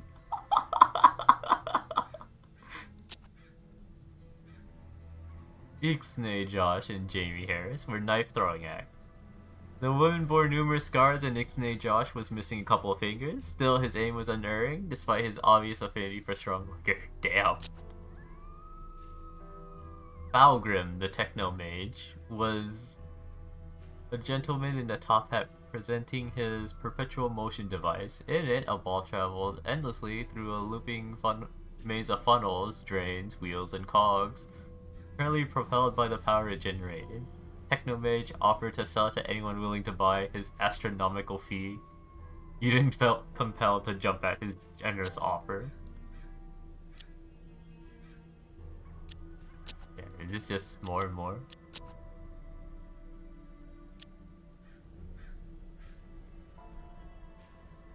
What?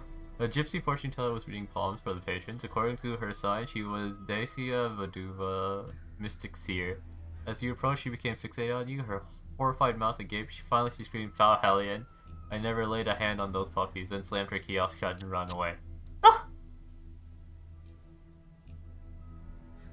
For a moment, these displays of human talent provided welcome distraction. For a moment, at least, you felt relaxed and inspired. On your way out, a queer fellow tapped you on the shoulder. He said something about recognizing a fellow connoisseur, then bit hard to your flesh. Pushed him away, and he quickly retreated, tipping his hat. For the rest of the day, you had a strange aftertaste in your mouth. Huh? Dude just walked up and bit me.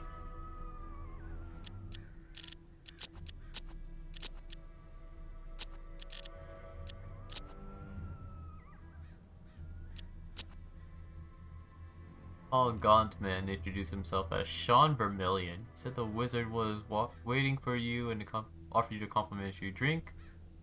Single shot glass with the cold yellowish liquid sat on a tray. Vermillion looked at you expectantly. We drink.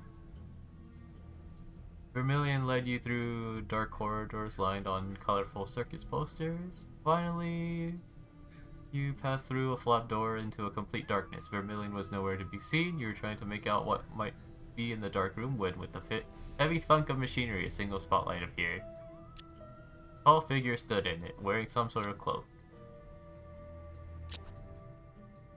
Sudden flash of light blinded you, the shock making you fall into the ground. When you opened your eyes, the room was brightly lit by floating orbs of cold blue light. Short, bald man wearing a long robe and strange eyeglass stood above you. Sean Vermillion stood behind them. The man presented himself as Wizard Algredo and claimed he had business with you. He told you to nod your head if you want a lengthy explanation, or shake if you want to cut him to the chase. Sure, let's listen. Wizard smiled and commended you on your choice to accept the drink. It meant he didn't have to resort to violence and make you listen to him. That he knew who you were and who you were looking for, and that you should give up now. The wizard considered Hardin his property and said the man was currently detained where he belonged. Persons, though, was a different matter. Henry Howard Persons used to work in the Pinkertons Special Division, but several years of his service were blank. Wizard assured you Persons was quite insane, but that he found the man fascinating, especially his obsessive search for pieces of a specific meteorite. Apparently no law of property or human decency could stop him on his quest to acquire those pieces. He was the ultimate collector. Therefore, the wizard continued, if you wanted to make contact with Persons, you needed to find pieces of the meteorite, and you were in luck when the meteor traveled through the Earth's guides and left a trail of debris in this very area. All you had to do was obtain some of these pieces in whatever way you deemed acceptable. 4 pieces would be enough to attract the strange man's attention and make him emerge from hiding. Oh god, there's so many. Yo, there's a brothel! You arrived at a well-maintained farm composed of several large bungalows, all with extensive red lighting. Emma Bye-Bye's debaucherous establishment was known for its security. The place was guarded by the same woman who worked the clients. Only a fool would cross them. The brothel was a large complex, a gaggle of gunslingers hung around its bars. The kitchen behind the counter led to an open courtyard, but you were forbidden from going there. You were allowed in the lobby, where the women watched you with distrust while doing their best to look seductive. Emma Bye-Bye, the establishment's madam, remained in her office. Bar was about as busy as private rooms, with the women working both as bouncers and waitresses. Damn. You know, some vaqueros sitting around the table. If you were picking fights, them fellas could be a heap of trouble. Apart from them, though, it was mainly old ranchers gambling and sipping their booze.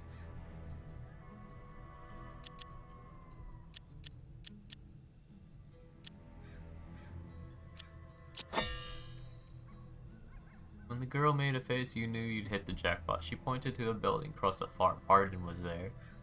He said detained on orders from the wizard himself, which no one could figure, since Hardin had been the wizard's lieutenant for years.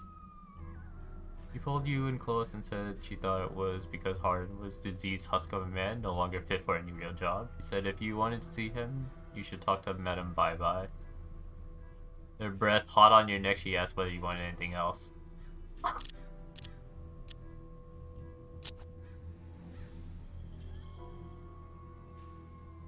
Fuck. Okay. Shaman's pipe. Stimulant. No.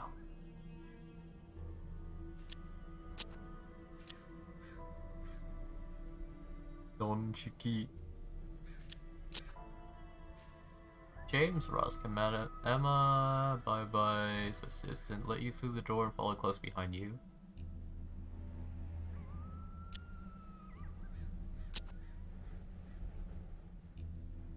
You were tempted to shut their mouth with a gun. Seeing your consternation, Bye-Bye explained she only did business with important people.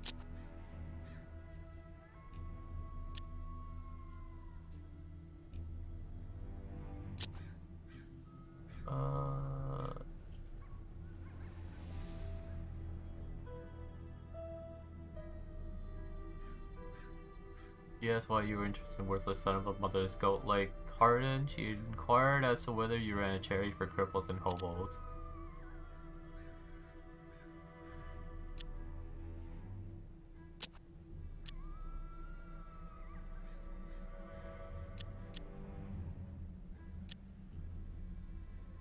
Alright, shoot him.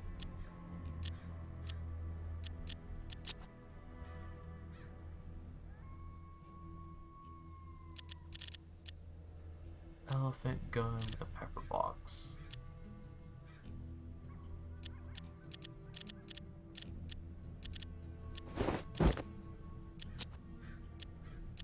Ooh, that's a lot of cards.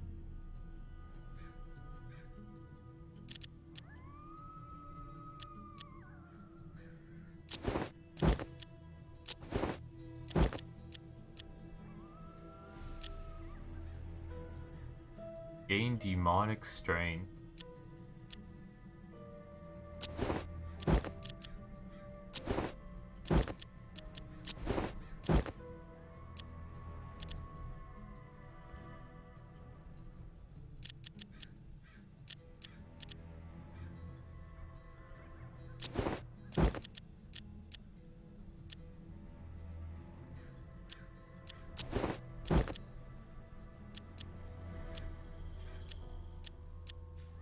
Is 10. I'll have to do.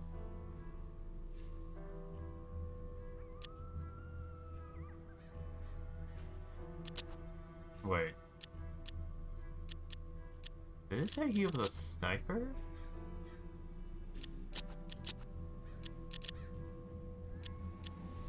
It's fine.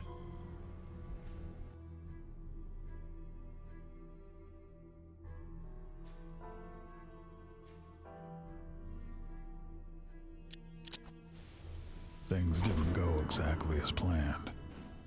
Despite the odds, you still needed to get Hardin out of there. Reach Hardin.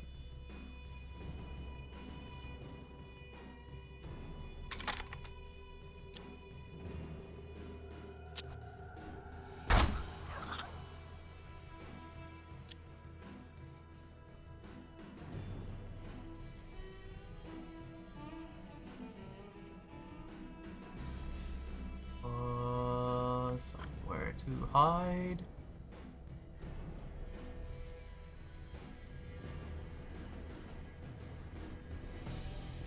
Can I not be over here?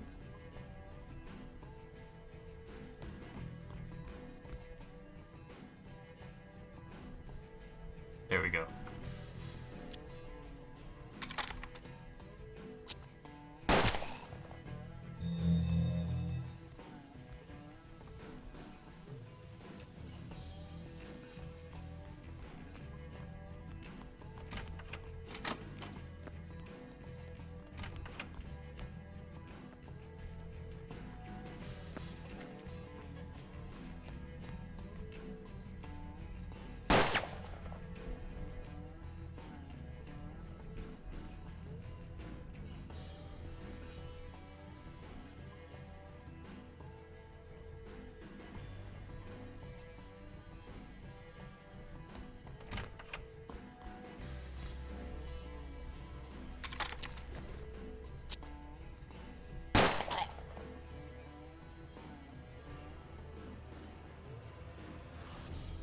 Where's this person?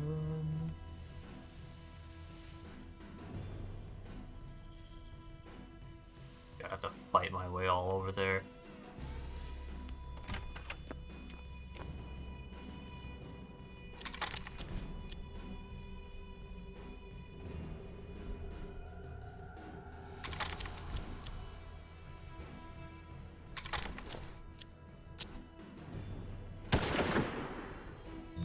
Damn. Thought I would get lucky.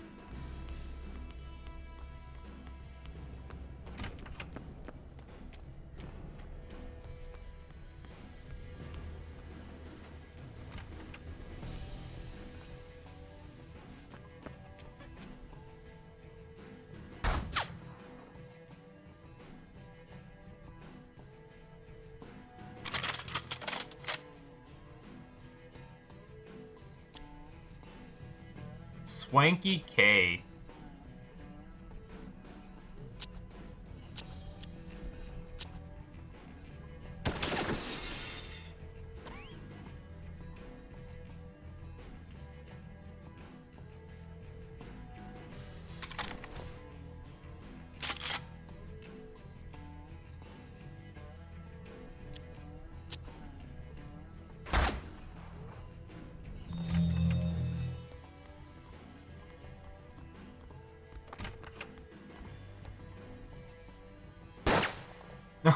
Okay, good.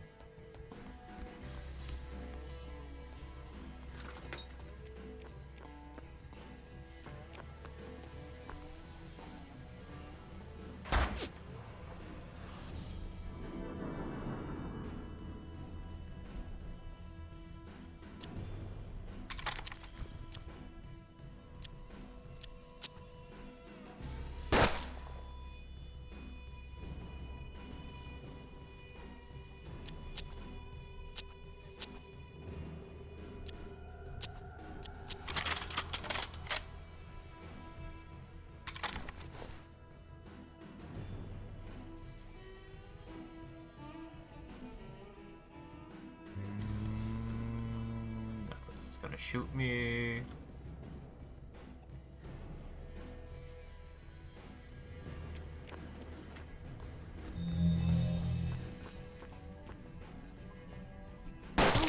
Oh fuck!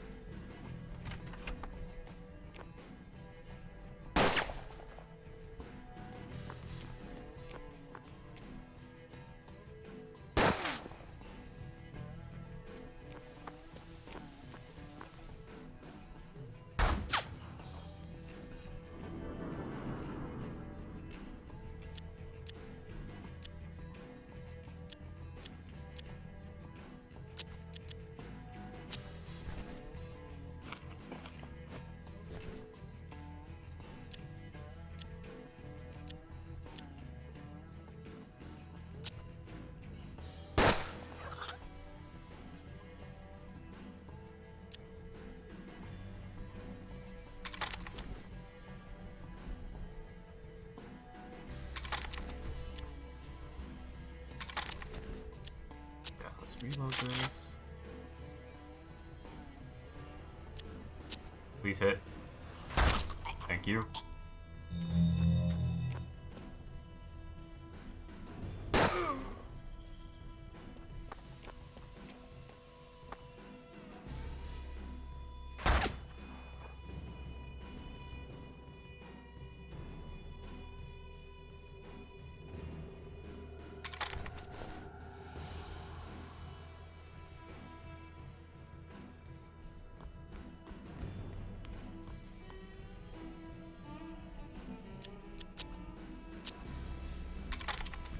Reload. I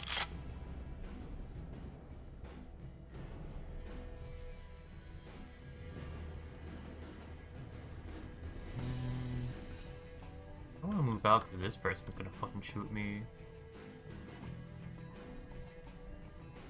So just cannibalize this dude.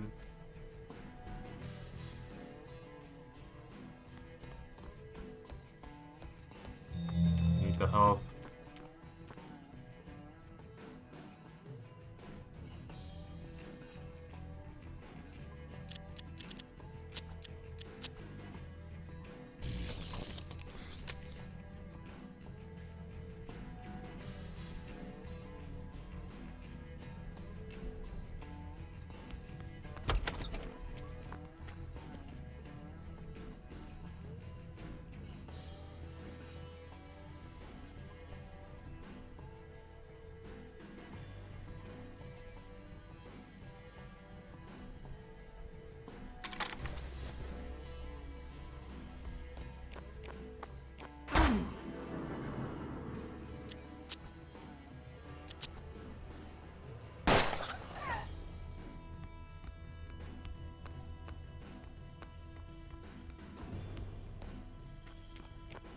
Oh, fuck.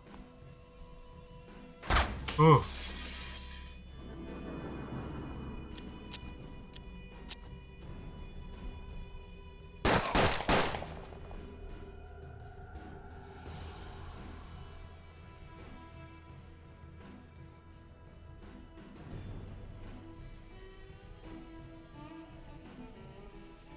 Man, Cheto has like no movement.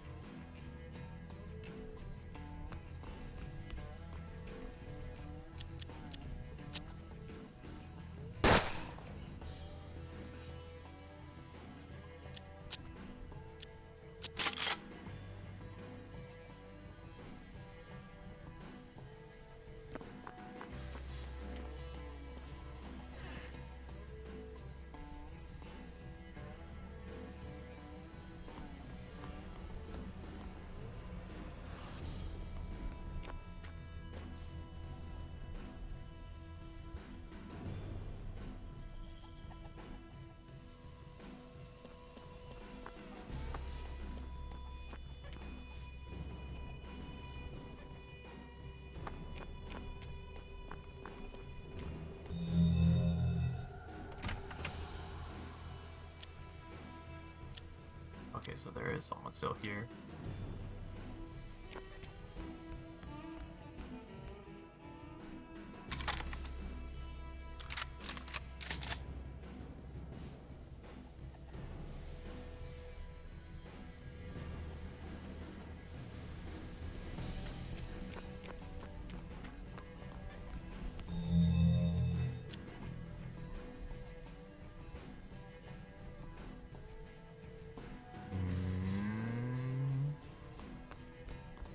His guard was strong and imposing.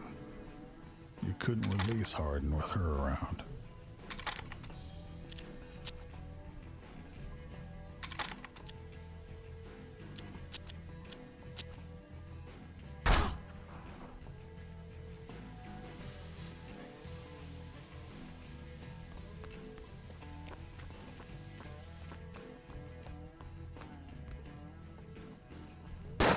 Ooh.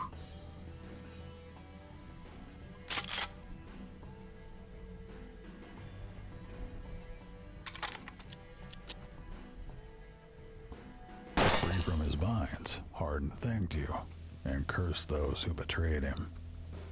Of course, he had no idea why you freed him in the first place. But it was time to leave.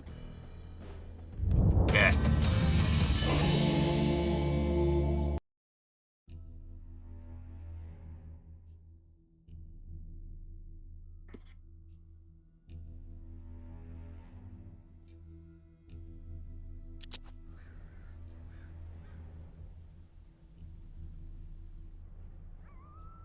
General superiority.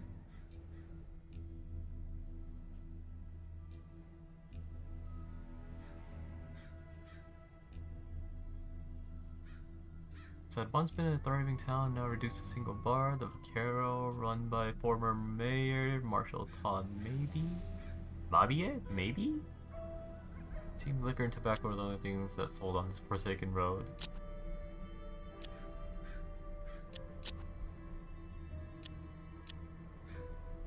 The following barflies owed money to the bar. These couldn't be real names, could they? Supper Tech Cop. Adam Viper Pliskin.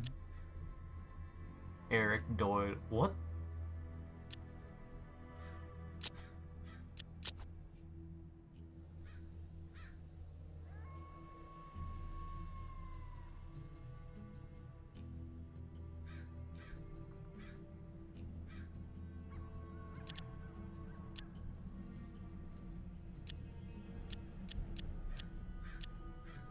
Oh man, it's the Defender.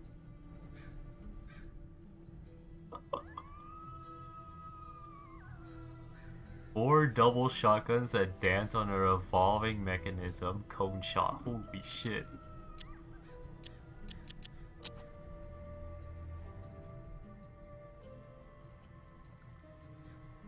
Whack wagon. Dr. Mason von Barner's wagon smelled strongly of liquor? No, it must have been antiseptic.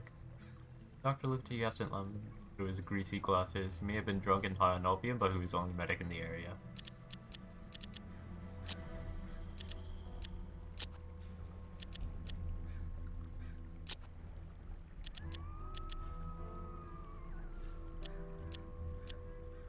Hardin's embarrassing problem?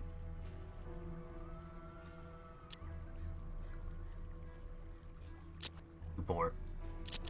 Wait, what is up with Hardin?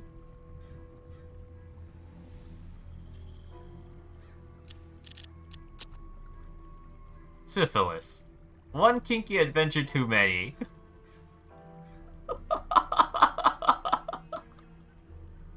I see.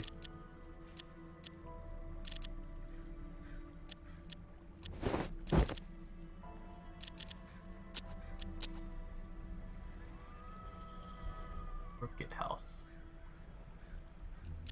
Inconspicuous ranch away from the main road. Oh, it's a black market. You made your usual demand. Juha Ackerman, the merchant, looked agitated. He considered the rock a lucky charm and was unwilling to give it up. If he did, he would charge you more for the rest of his goods to make up for his loss.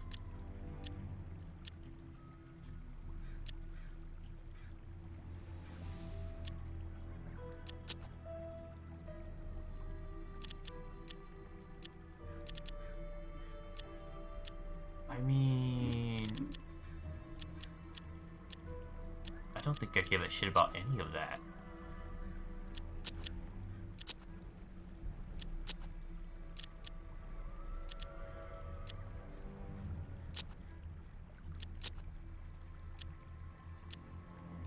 The piece of the meteor heated up and sank into your skin. You felt empowered, but if you wanted to collect these pieces of dry persons out of hiding, you have to avoid burning them up. Oh man, it's the Infinity Stones.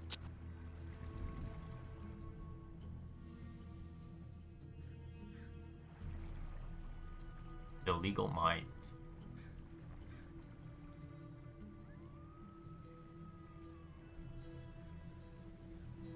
Came across a prospecting site where groups of slaves toiled in narrow, coffin-sized holes in the ground, hauling silver from beneath the earth. It was doubtful these mines were sanctioned by authorities. Rumor had it Mr. Breck, one of the proprietors, had a collection of small precious stones. A piece of meteor was his most prized piece.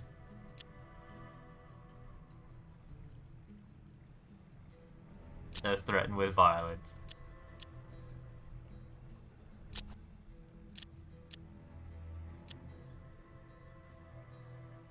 Burning it would give you extra power, but keeping it would food another companion. Let's just keep it then.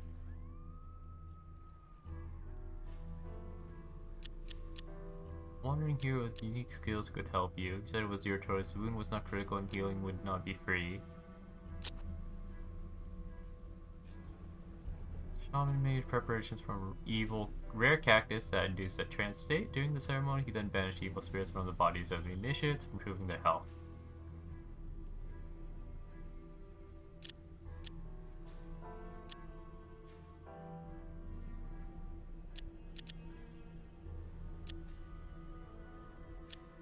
Okay, sure. When you opened your eyes, you saw evil eyes staring at you from every stone and every star. The moon was one gigantic evil eye dominating the night sky.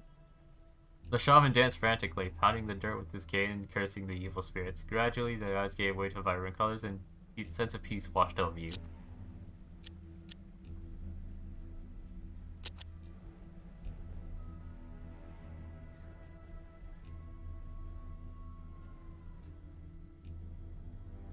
The stench of tanning liquids was smothering, but the tanner was rumored to possess a piece of the meteor, so you pressed on. When you told him what you were looking for, he shrugged. He had once used his piece in the tanning vat to speed up the reaction. Now, though, he'd found a reliable source of tanning counts and didn't need meteor anymore. Fortunately, however, it lay at the bottom of the vat of toxic materials. If you were desperate, you could simply reach for it. Oh god.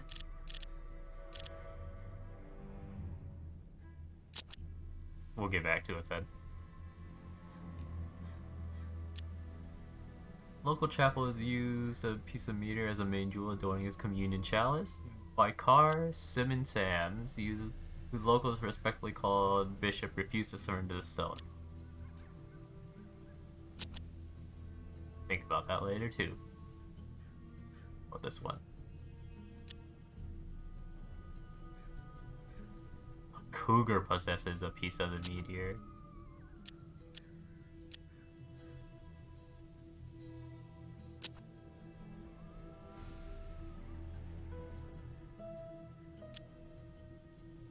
Damn, Chivello crazy.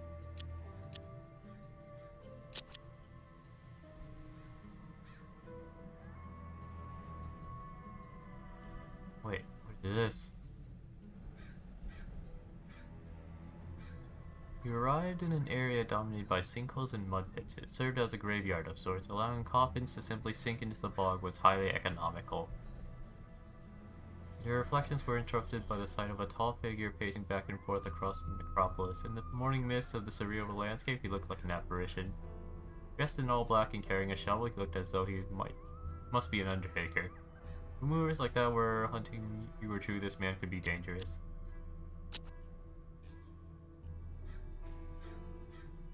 This man's polite greeting turned to excitement as he realized who you were.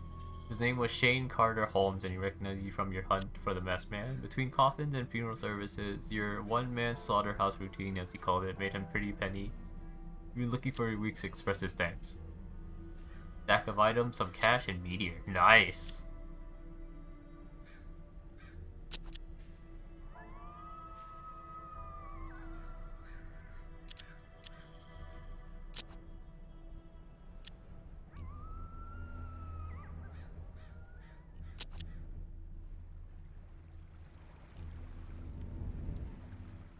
Anything else?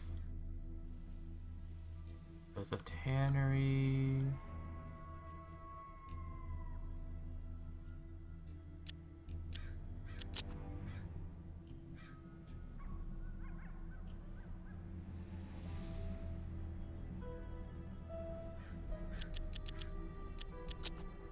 Damn, guess I'm murdering the priest.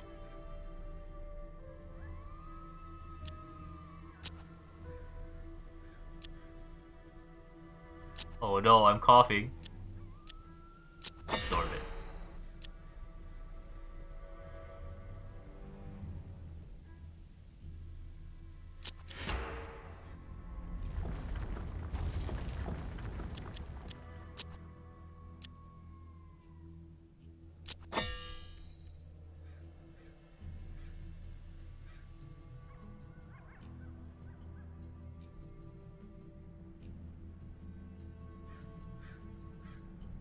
Oh, I should've. Oh, fuck. I messed up. Damn. Oh well.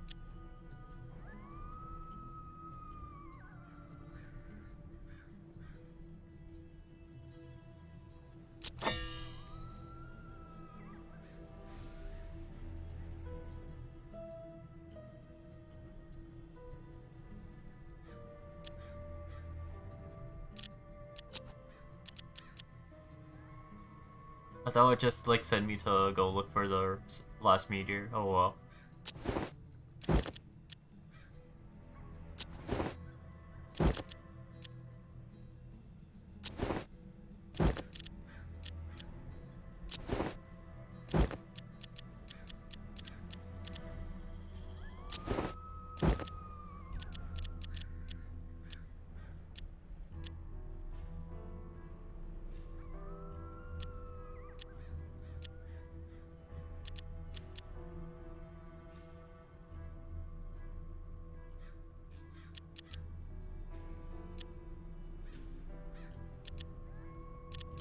Kill. Shot. Patient. Fusion.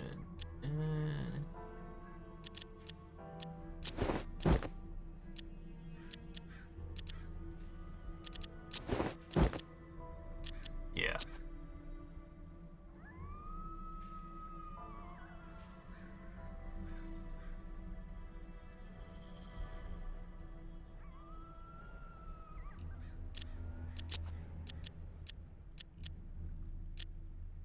Anal pistol.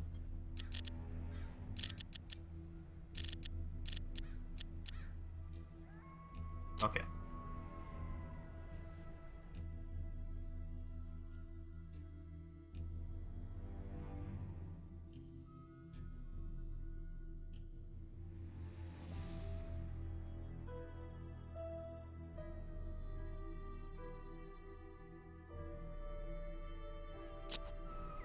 Even the wizard's best men couldn't stop you.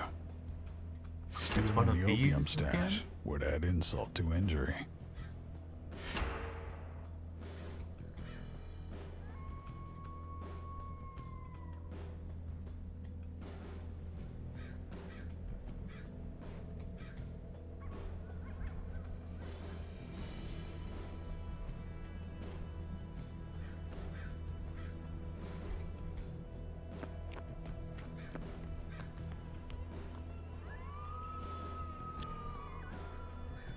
Gun-toting bozo.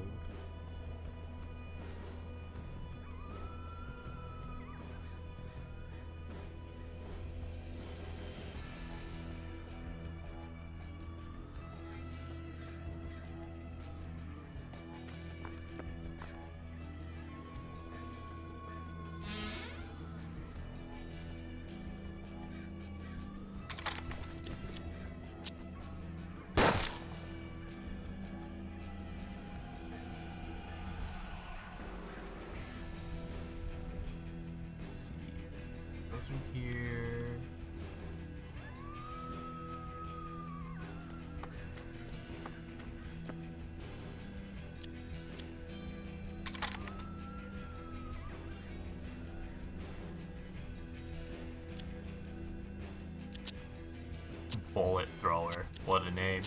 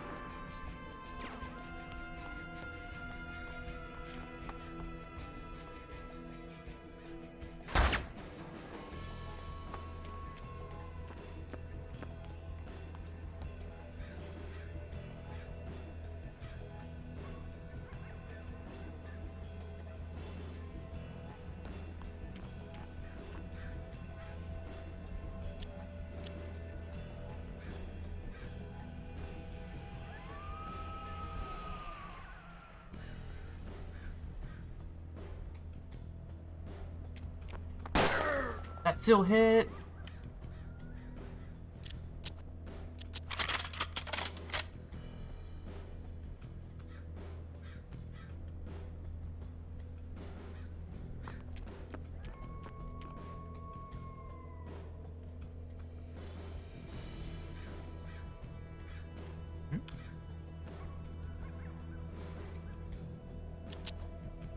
Oh.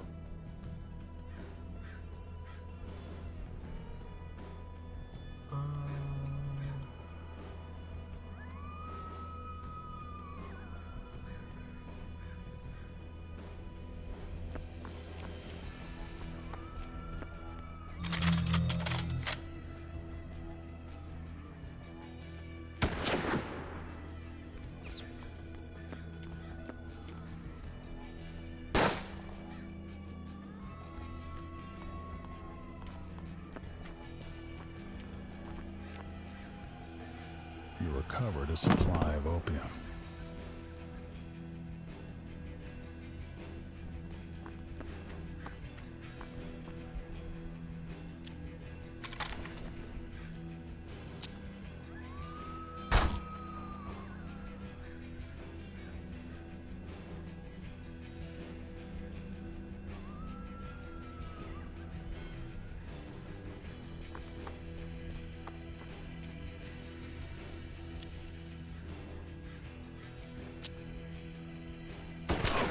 Damn, I need one more damage on this guy.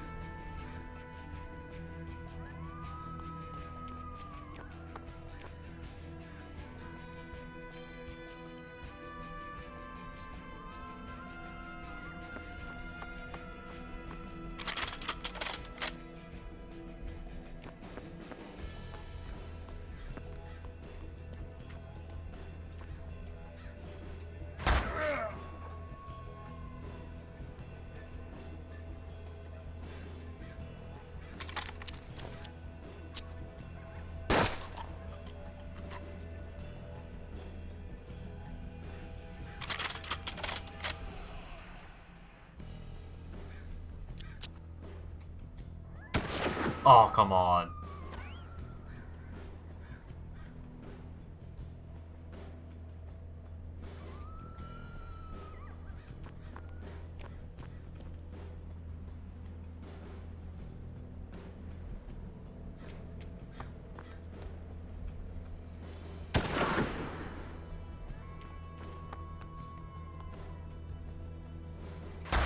Keep floor detection in this game, dude.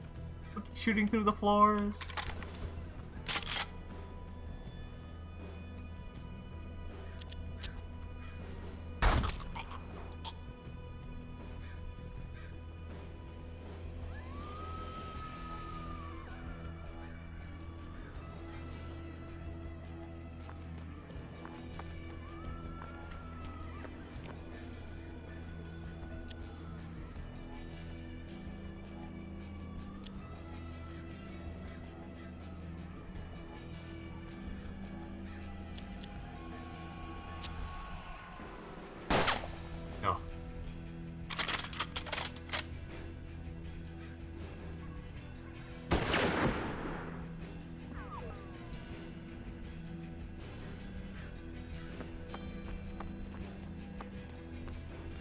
Another crate recovered. That would fetch a pretty penny.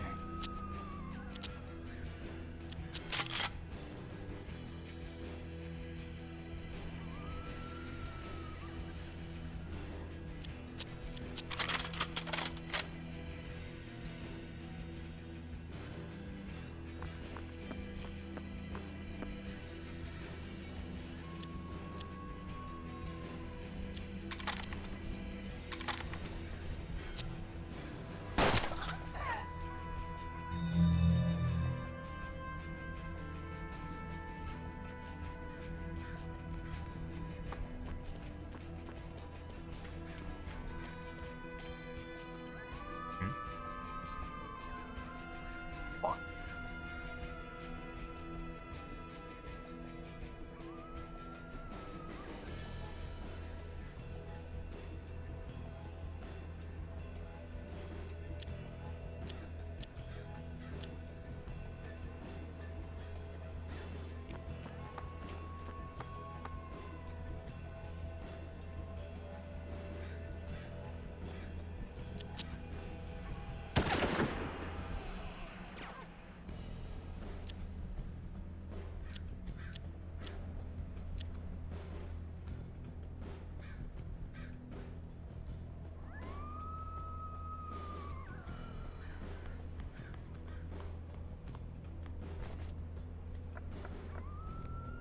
Persons thanked you politely for the rescue. He was eager to fight back against his oppressors.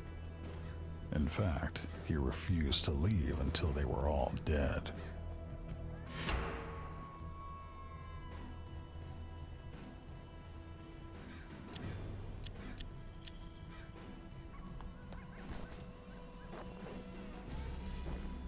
Oh, this dude has 12 health.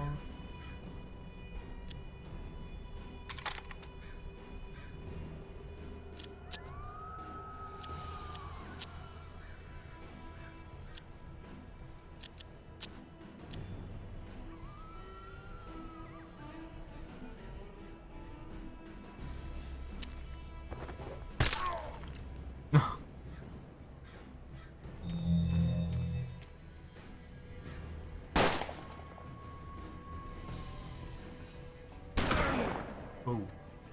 Okay.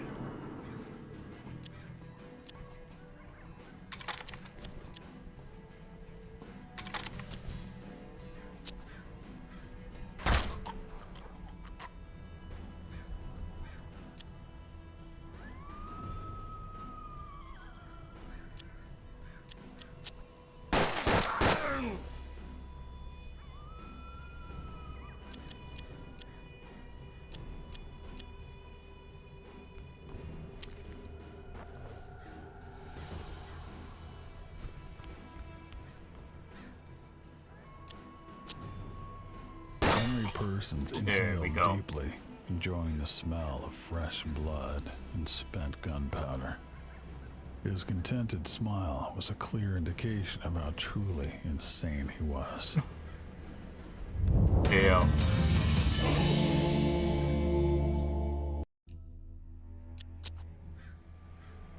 When the dust settled after the battle, he was there. The stranger who had halted your death. The man who told you to kill and burn. You knew now, from the cold feeling in your bones, who he must be. He applauded your efforts in bringing together this posse and said you had one more task ahead of you before you could invade Purgatory, confront the wizard and force him to reveal how to get there.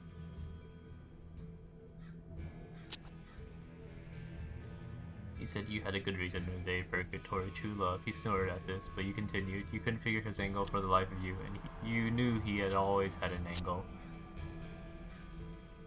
It was simple, he replied. He said the natural order of things was the most vicious crime ever perpetuated on mankind. Turned men to slaves who crawl from cradle to grave in servitude. Their pathetic existence is hardly qualifying as life at all. Chaos, on the other hand, revealed mankind's full potential. Where there were madmen, there were geniuses.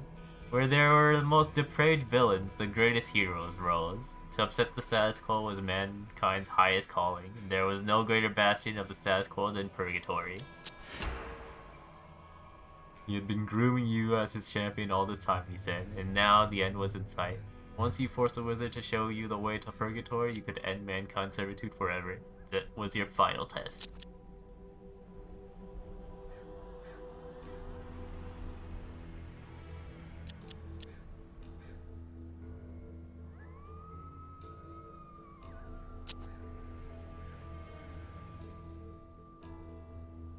One of the wax doppelgangers held the two guns, one pointed at its own head, the other pointed at you. The guns clicked. As it dawned on you what was happening, Persons pulled out his gun and shot off the armor on his hand.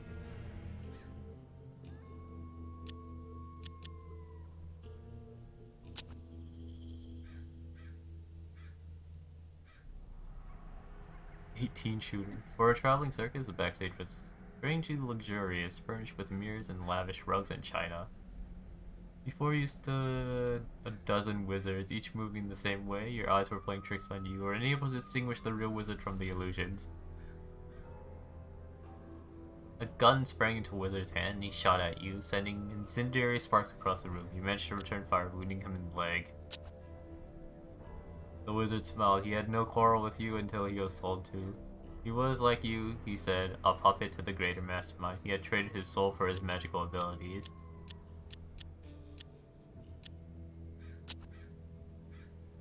Weeks ago, the stranger who had given him his talents had returned to tell the wizard you were coming. The stranger had offered new promises. He would bring the wizard international renown if he tested your mettle.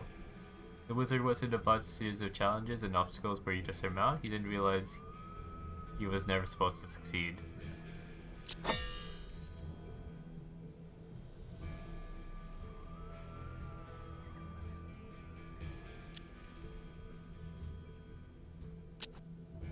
Oh. Oh fuck. Long debris and intense heat caused several of your companions injury, but you made your way out of the trophy room.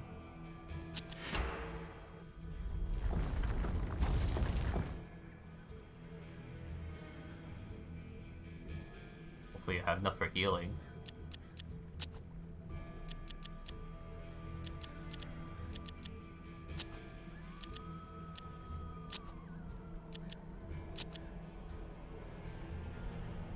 There's no way for making money either, though. Looks like sell shit. I'm gonna sell shit.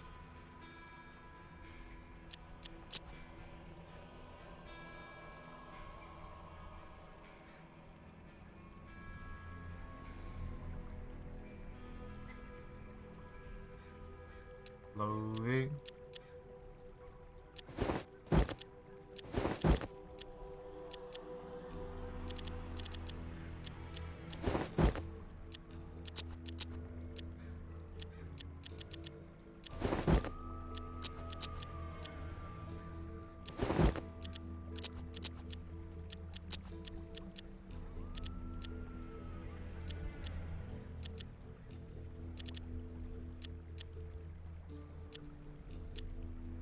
The judge.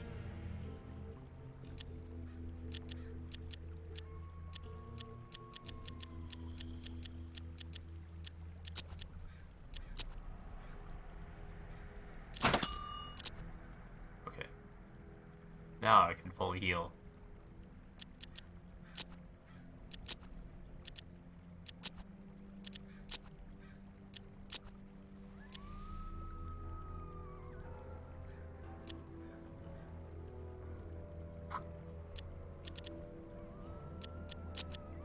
Mercury treatment. That doesn't sound good.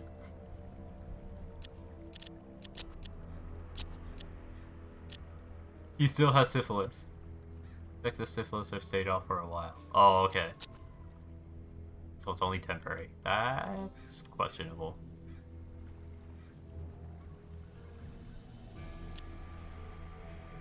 As it turned out, the Grim Boatman wasn't a person at all. It was a disused marina. Named after a fire that took the lives of almost 100 people, including Governor Sean Milton Greenhalgh and Dave Guys, the railroad builder. Across the river. As you rode across the river, the landscape started to change. What had been the grassy shoreline had turned to nightmarish wasteland. Gradually, the current got stronger, and to your horror, a massive waterfall appeared before you.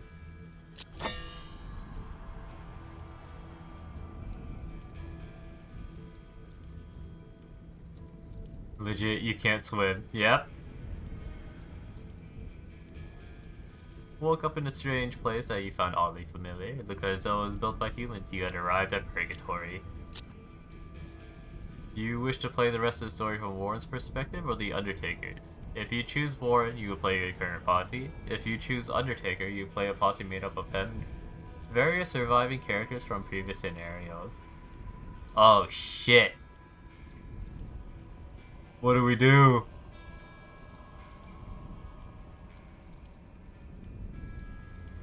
Oh fuck.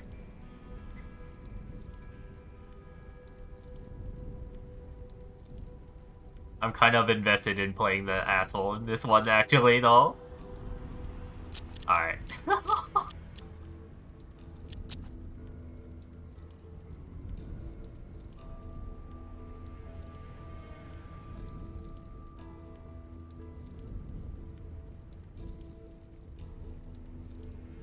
Yeah. Oh shit, we have everything. Oh fuck.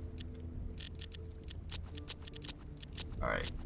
Gotta redo everything. Let's think. Okay, let's see. There was Shadow Salve. I want this for sure.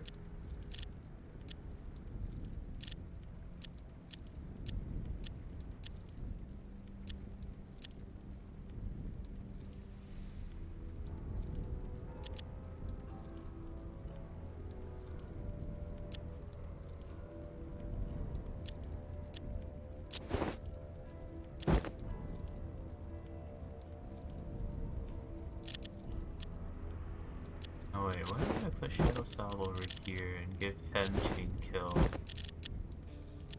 Need a way to regen luck though, other than getting shot.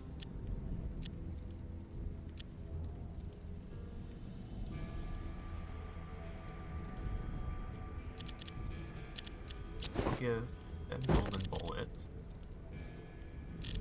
Oh, I should give him Shadow Salve then.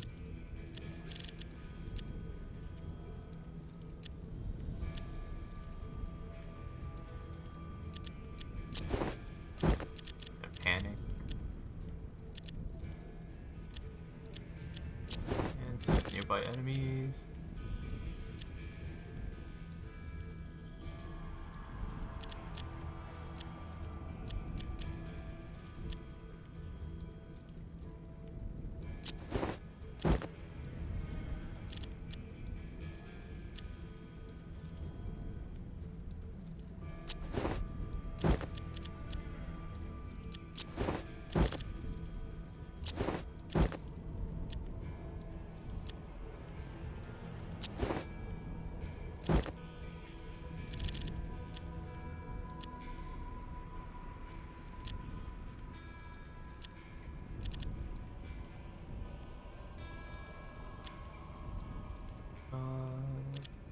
Insight.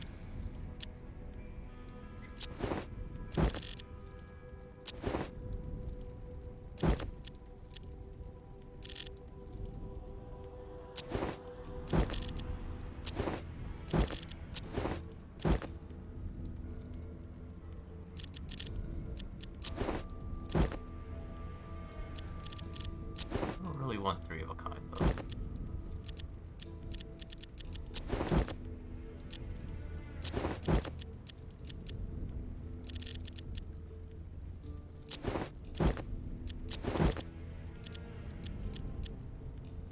Jack, Queen,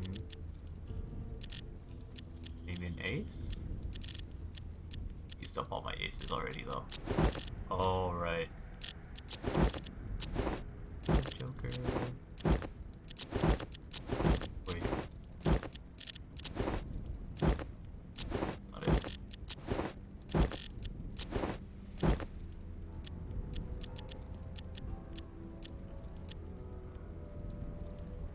Wow, it won't give me a straight off of this. And Jack, Queen, King. Yeah. Not considered an ace, that's annoying.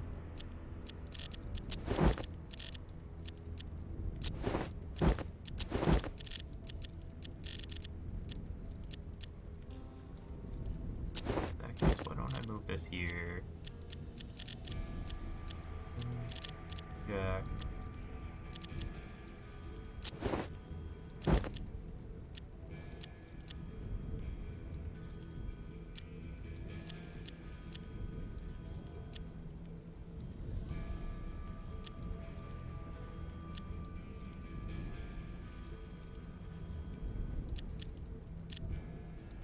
Okay, no. Okay, let's keep that.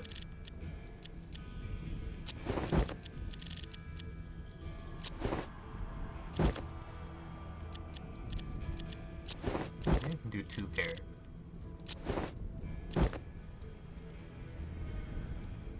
Of a kind?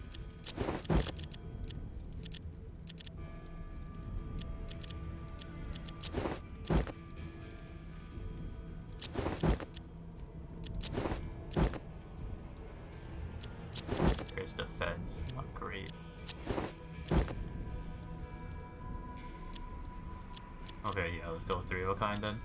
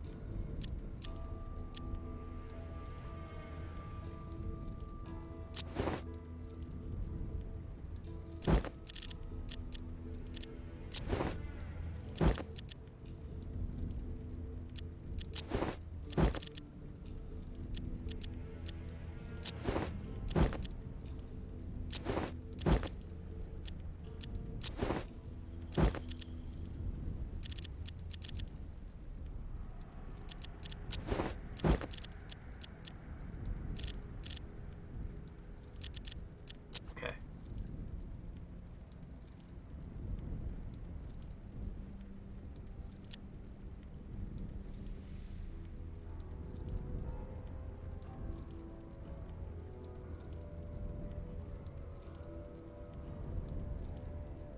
Please. Okay. Jeez. I wonder if this game just has like really fucking bad memory leak issues or something.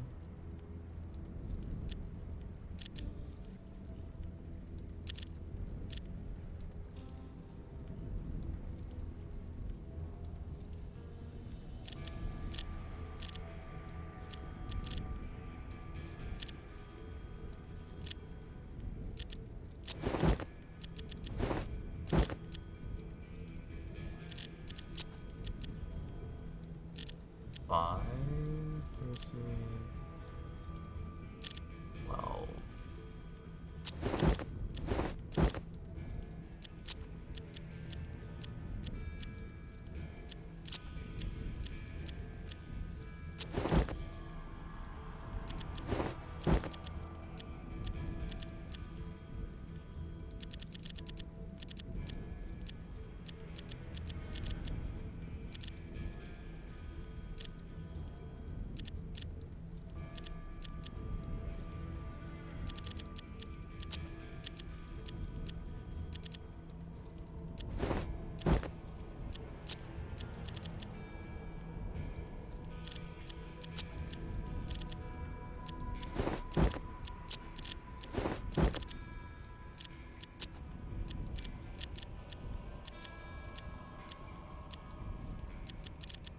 I want to maintain luck on him. This then.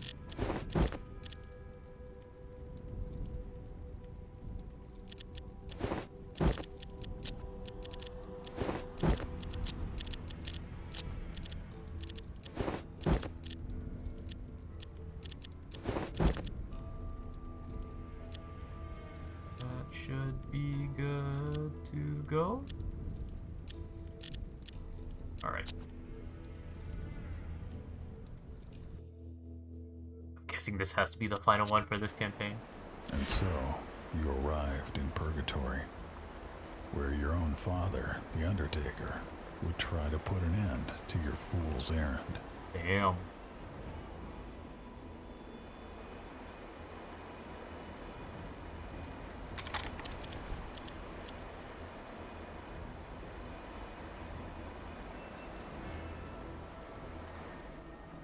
Use limits. Okay. Pretty small map.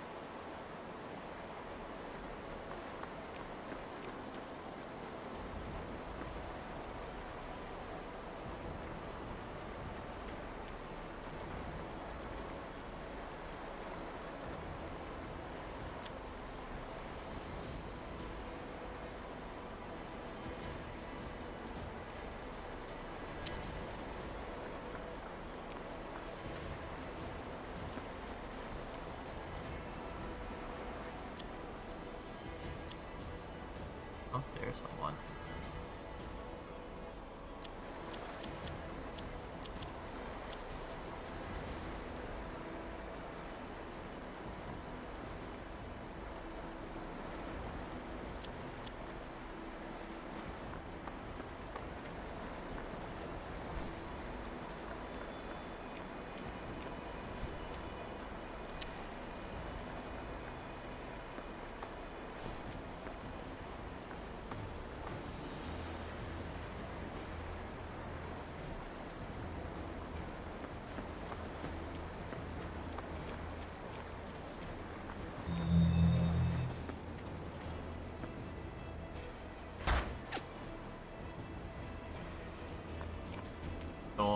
Oh.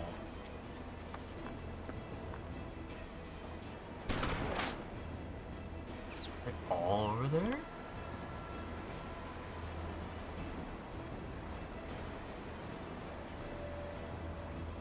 Why?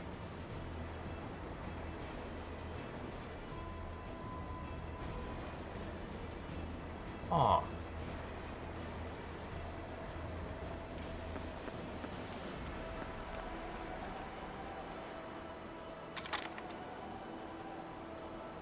See persons.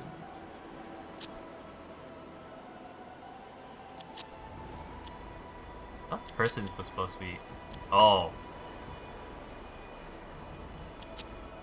Brother, maybe?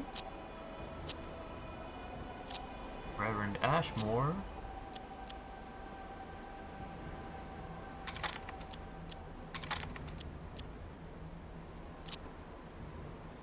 Because of you, those in purgatory cannot move on.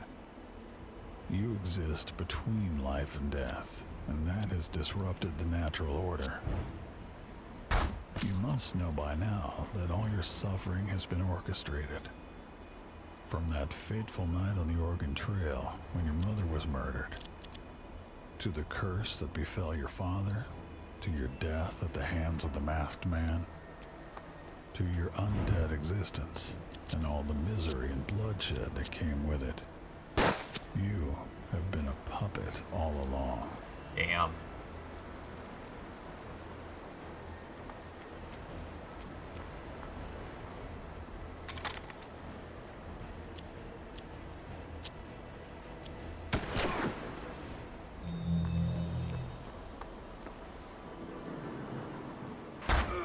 Ow.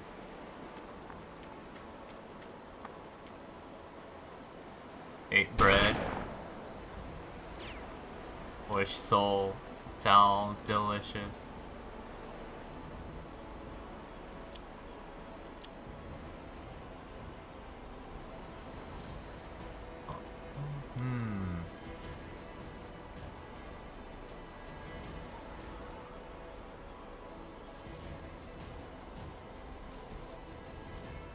I think I can ricochet off of. Oops.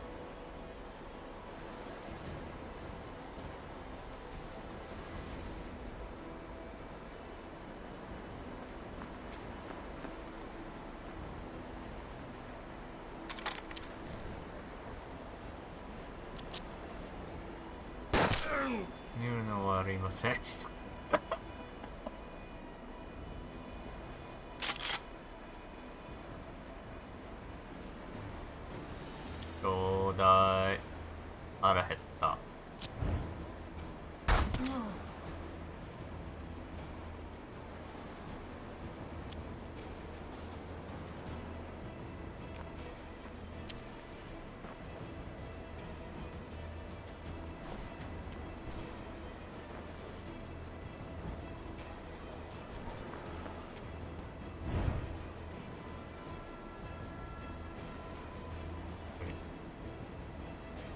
Oh, okay.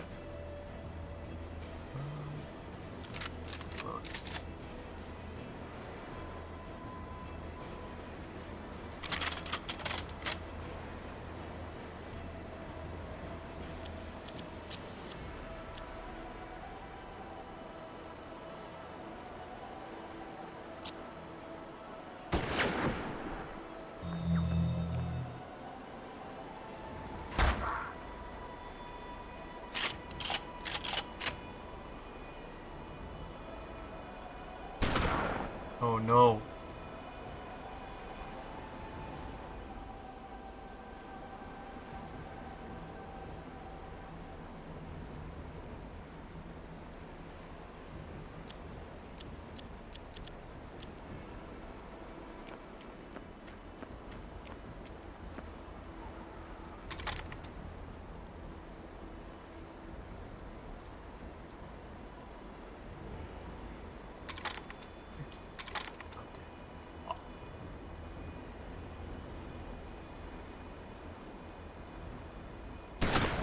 Oh, what?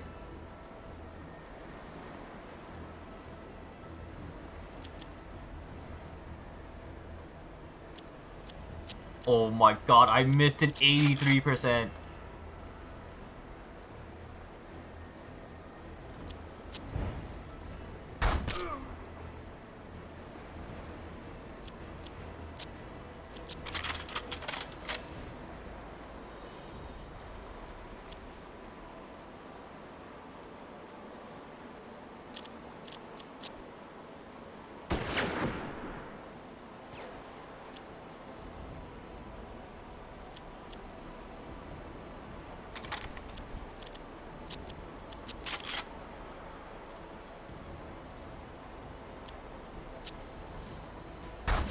Oh my god.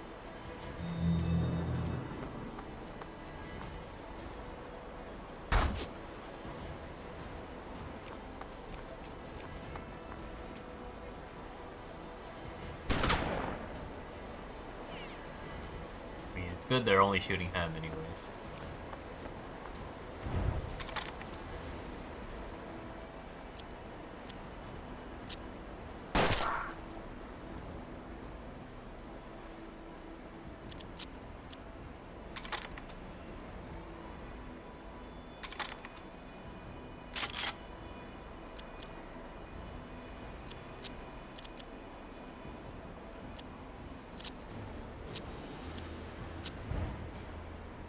If you destroy Purgatory, you will not bring Florence back.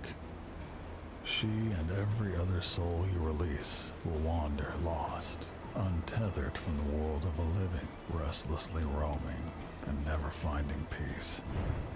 Unless you let her go, all you will create is more chaos.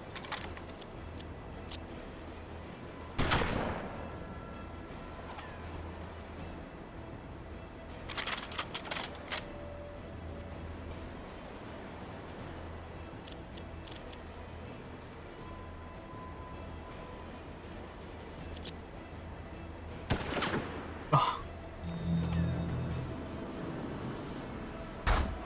Ow. I'm dying.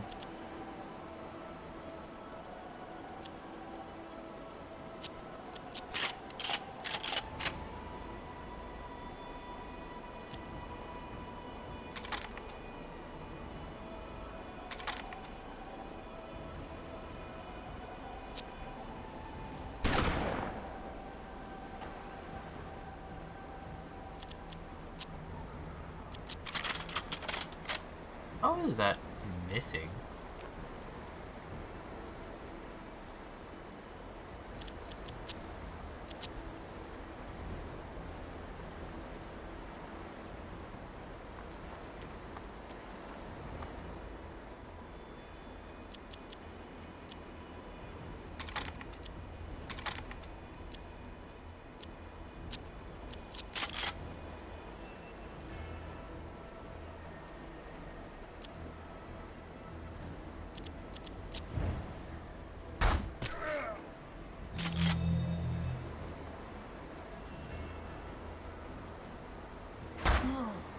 Wow, they're really ignoring everyone else.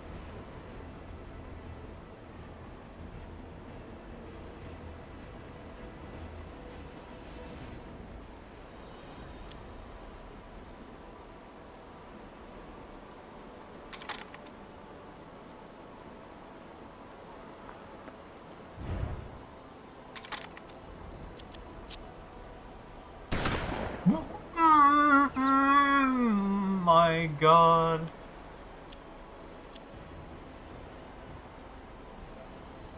How'd you miss that? How'd you miss that?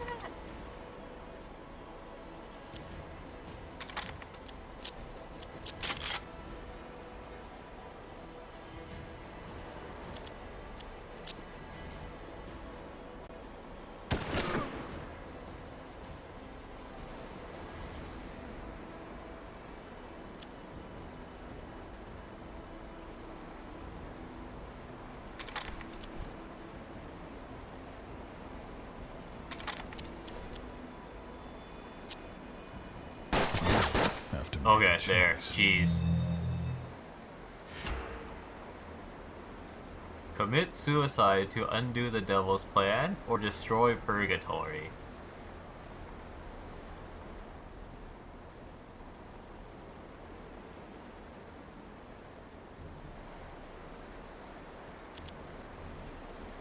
Oh god.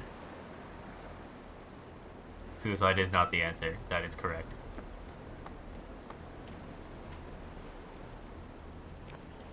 Oh, I can't do it with the other characters.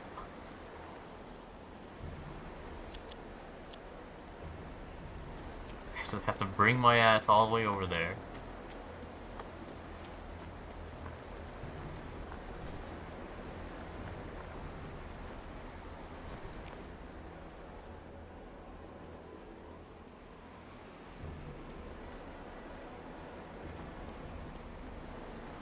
There's not... What bothers me most about this game is that you can't have... There's no turn skip.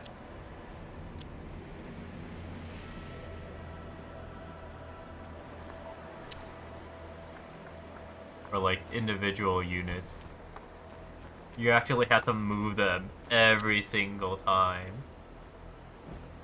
No standing around allowed, yeah.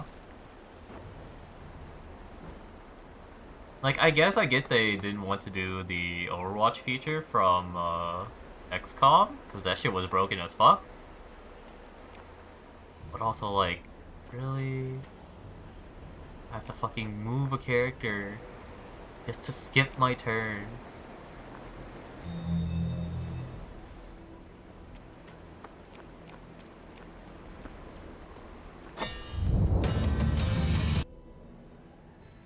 Achievement unlocked. On Earth as it is in hell. Purgatory is destroyed.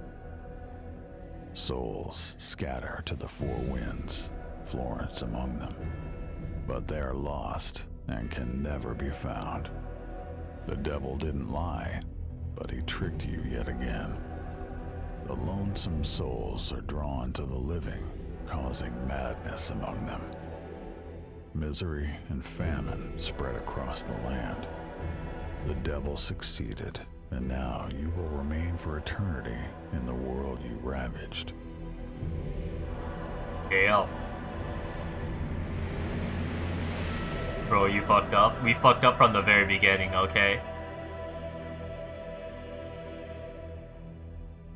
We tasted the poison, now we licked the plate clean. Damn.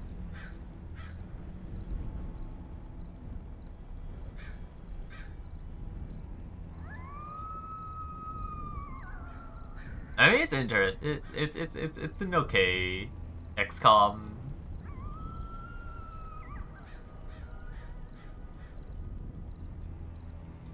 I did prefer the it being a more mission-based co-op than XCOM being all like the whole, how do I put it, long ass experience going through all of XCOM.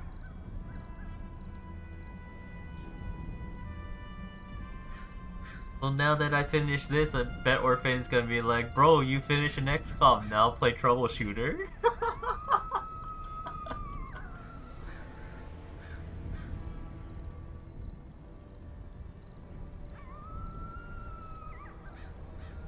Oh shit, that reminds me. Is the Disarm bundle still on sale? Oh shit, it is. Should I go for it? Assassin Nihiru. It's also. Yeah, it's on sale until May 2nd. Oh man, should I go for it?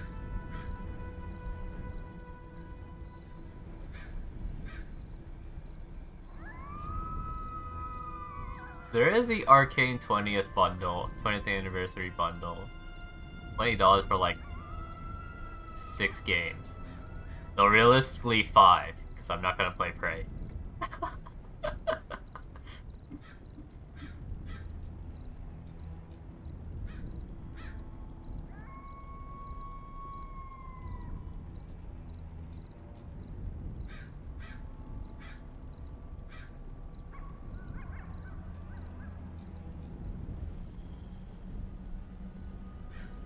Oh, there's a whole Devolver Digital sale right now.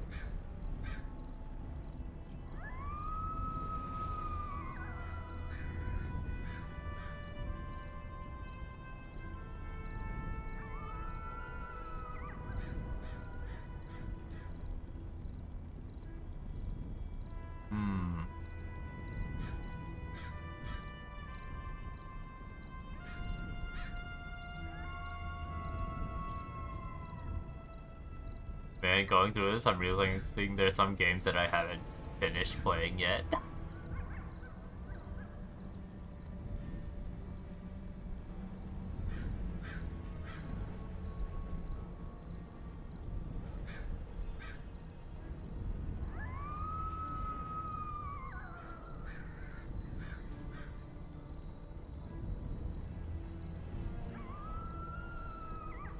Damn. Oh wait, Omega Strikers is out?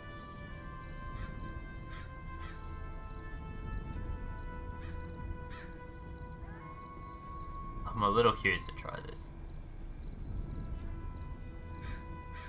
I'll look into that one.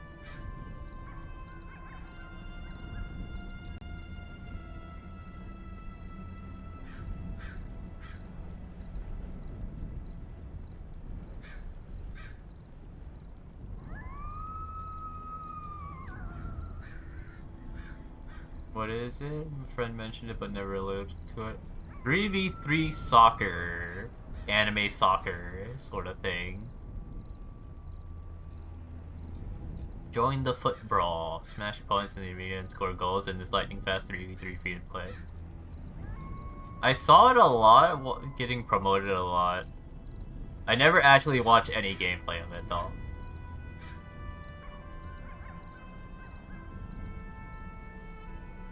Maybe I'll try it out. I'll do a stream to try it out.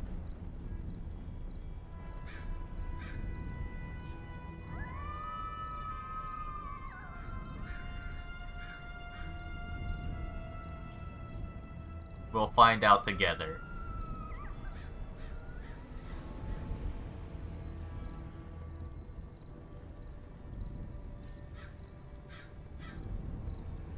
Oh wait, Jedi Star Wars Survivor is...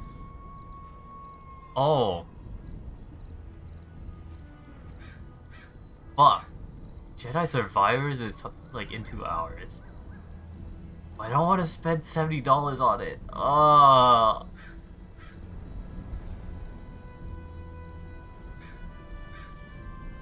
I'm too poor for this.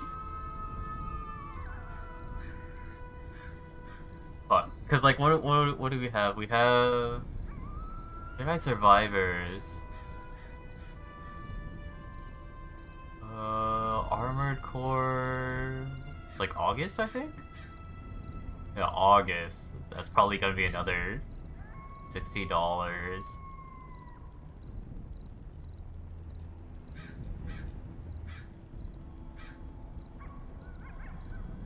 man. Why so many games I want to play coming out now?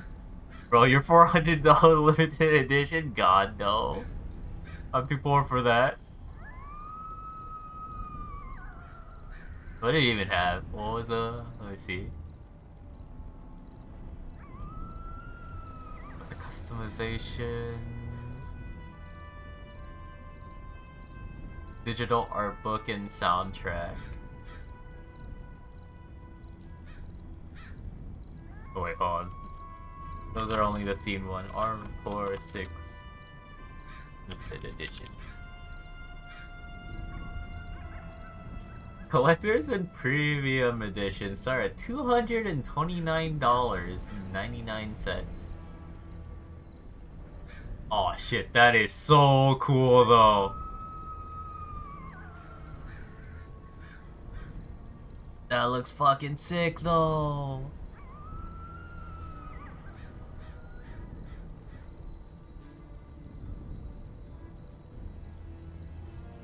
Dude. Buy it? I'm too poor. Hell no. There's no way in hell I'm gonna have enough money for this shit. Comes with a steelbook too. Yeah, steelbooks are so cool.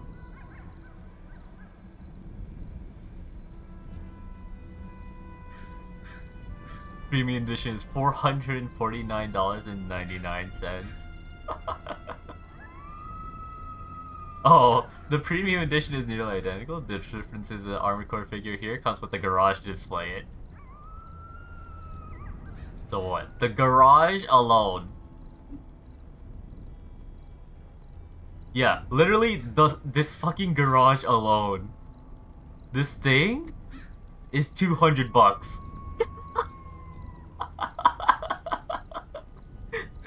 The fucking stand where it is alone is $200. Holy shit.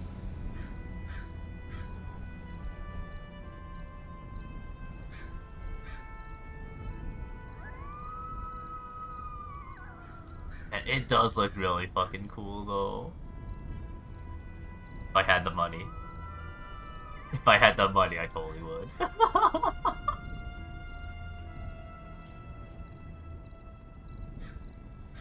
Yeah, oh my god, that's gonna be so many games.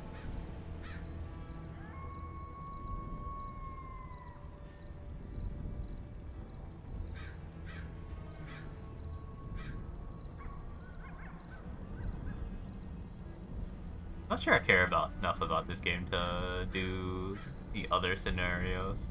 Oops. That's a lot of Erics. I tried back to these lines of Erics.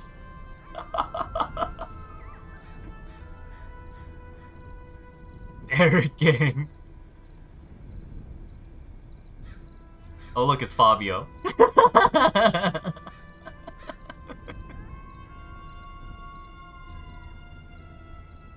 Alright. Yeah, there's like 3 more.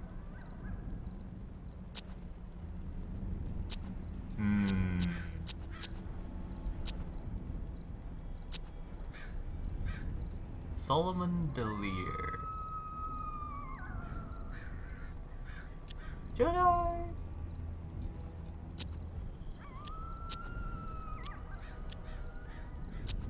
I'll think about it.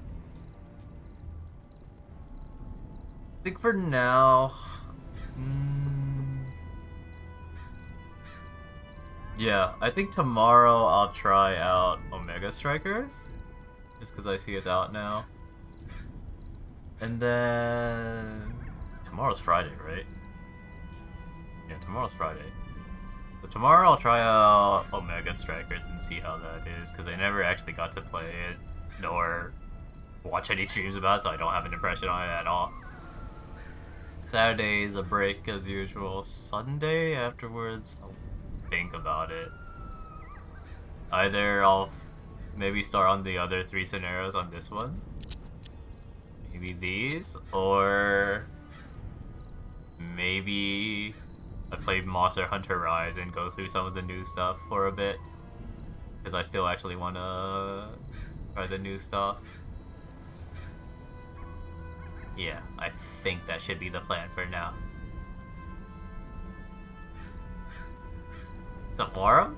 You wanna play Monster Hunter Rise on probably Sunday? We can try the new stuff. I think Amatsu and Ryzen Shagaru should be available. Alright. Yeah, we'll do that then. If Alex also wants to join, I'll have the lobby up. We can all be rehab hunters together.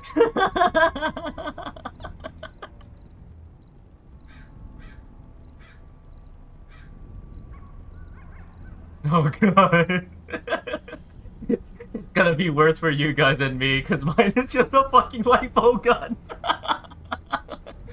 You guys are gonna be fucking messing around with all your melee combos and shit, and I'm gonna be like, pew pew.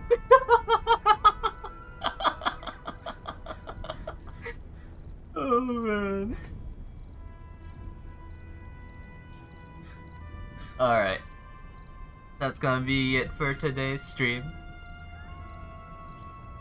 But yeah, so tomorrow I'll be, once again, tomorrow I'll try out Omega Strikers, and then Saturday will be a break, and then Sunday will be Monster Hunter Rise. So, hope you guys enjoyed the stream. Thank you very much for coming to watch. Bye.